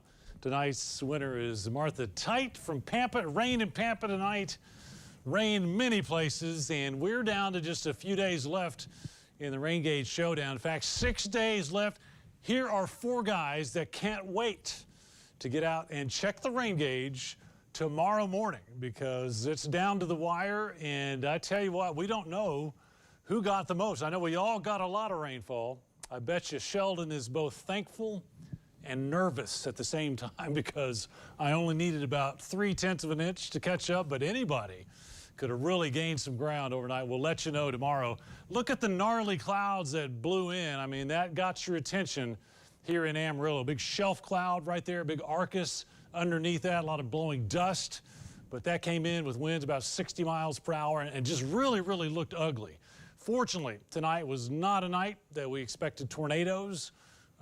We didn't have the conditions for rotating storms, even though it looked like some of the storms really meant business. Live shot, we got low-hanging clouds and the coolest air we have had in about 3 weeks. It's 68 degrees here. I think last couple of nights it's been up close to 90, you know, at 10 o'clock. So blessing there to get the rain and the cool air. We've got 60s and 70s where it's rained. Down at Childress, rain hasn't quite got there. It's 84 degrees, but everybody enjoying a rain refreshed night out there. It's just a beautiful godsend for us. But here's what we were tracking with some of these severe storms. Look at the wind. We gusted to 60. Amarillo and Pampa, almost 60, looks like. Dumas, Hereford, 58, 59 miles per hour. And we go from severe thunderstorm to Category 1 hurricane when you get up to Clayton, 84 mile-an-hour winds. So our main threat tonight was destructive straight line winds instead of tornadoes. Of course, straight winds can do a lot of damage too. Right now, we still have a severe thunderstorm watch for the southeast. Northwest has been cleared. Amarillo Canyon have been cleared. The Gold, the southeast part of our area, still a severe thunderstorm warning. That's due to mainly wind. And then we still have the red. That's a flash flood warning for Amarillo. Due to the slow runoff, we still have a lot of street flooding out there. But as far as the intensity is concerned, we've kind of condensed it down to this one little batch right there from about Clarendon out to Shamrock. So let's take you to that area. Still raining heavily, but the wind is kind of out on the leading edge of that. So that's really kind of pushing down closer to Wellington and Childress. Nice rain around Groom. Hopefully we're going to get some in the lake there at Greenbelt, out to McLean, Shamrock. Still a ton of lightning in there. But overall, I think the wind's starting to come down. We did gust 60 at Clarendon, but I think we're going to get that down a little bit over the next hour or so and really just kind of track remnant rain. Kittiquay, Turkey, headed to Memphis. That's non-severe. What happens over the next 24 hours? Well, good question. Let's take a look at our model run because it indicates that that first wave goes out. We might have a little redevelopment in parts of the area tonight. Probably not severe, but we may not be through tracking rain. At least some patchy activity overnight. For tomorrow, quiet during the day. Most of the rain late tomorrow is going to be a little further west, but we're going to keep an eye on that because there are some indications that we might get some into the northern part of the area late tomorrow. Not as intense as tonight, but we could see at least a little more rain. And how about this? No triple numbers tomorrow. Can I get an amen on that? 94 for Amarillo. Clayton may stay in the 80s. And when we go to our 7-day supercast, I'm going to try really hard to keep us below 100 for the next 7 days. We got rain chances tomorrow, maybe into Thursday. This weekend, we do come up a little bit. Once again, 100 not out of the question. I'll keep us at 99, and then we back it down a little further. So finally, seeing the heat wave crumble just a little bit. And boy, if you're like me, you're really, really thankful for all the rain we got out there. That's great. Well, I think we had a lightning delay. Let's send it over to Zach. What's going on?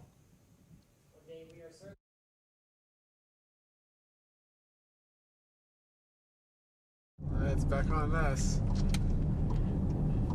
Bright light. Bright light. Dim light. Let's see if anyone's down here. No, Publicly shame them. not anymore. Nope. Hey. They've cleared out. Good job. Good job. All right, friends, just wrapped up the weather segment. We're really starting to trend down on intensity. We really are. So I think for this event, we're going to go ahead and stop our continuous stream. If you're out around Shamrock, Wellington, Childress, you get thunder, lightning, wind. Just doesn't look all that rough. Most of us are just going to get some much needed rainfall, and maybe we'll get some more tomorrow. Yeah, it looks like we're going to see more scattered showers tonight, just not severe. But tomorrow evening, if you're disappointed about the amount of rain you saw, well, we got more chances for you heading into tomorrow evening and overnight. That's right. It's about time. About time to turn this pattern around. Hey, thanks to Alex and Caleb that were out in the Weather Atlas. Sheldon joined us from Amarillo. Jaden was kind of keeping a watch on things. Johnny, good job tonight. Hey, appreciate you. That's what we do on a first alert night. But this one is wrapping up. You guys stay safe.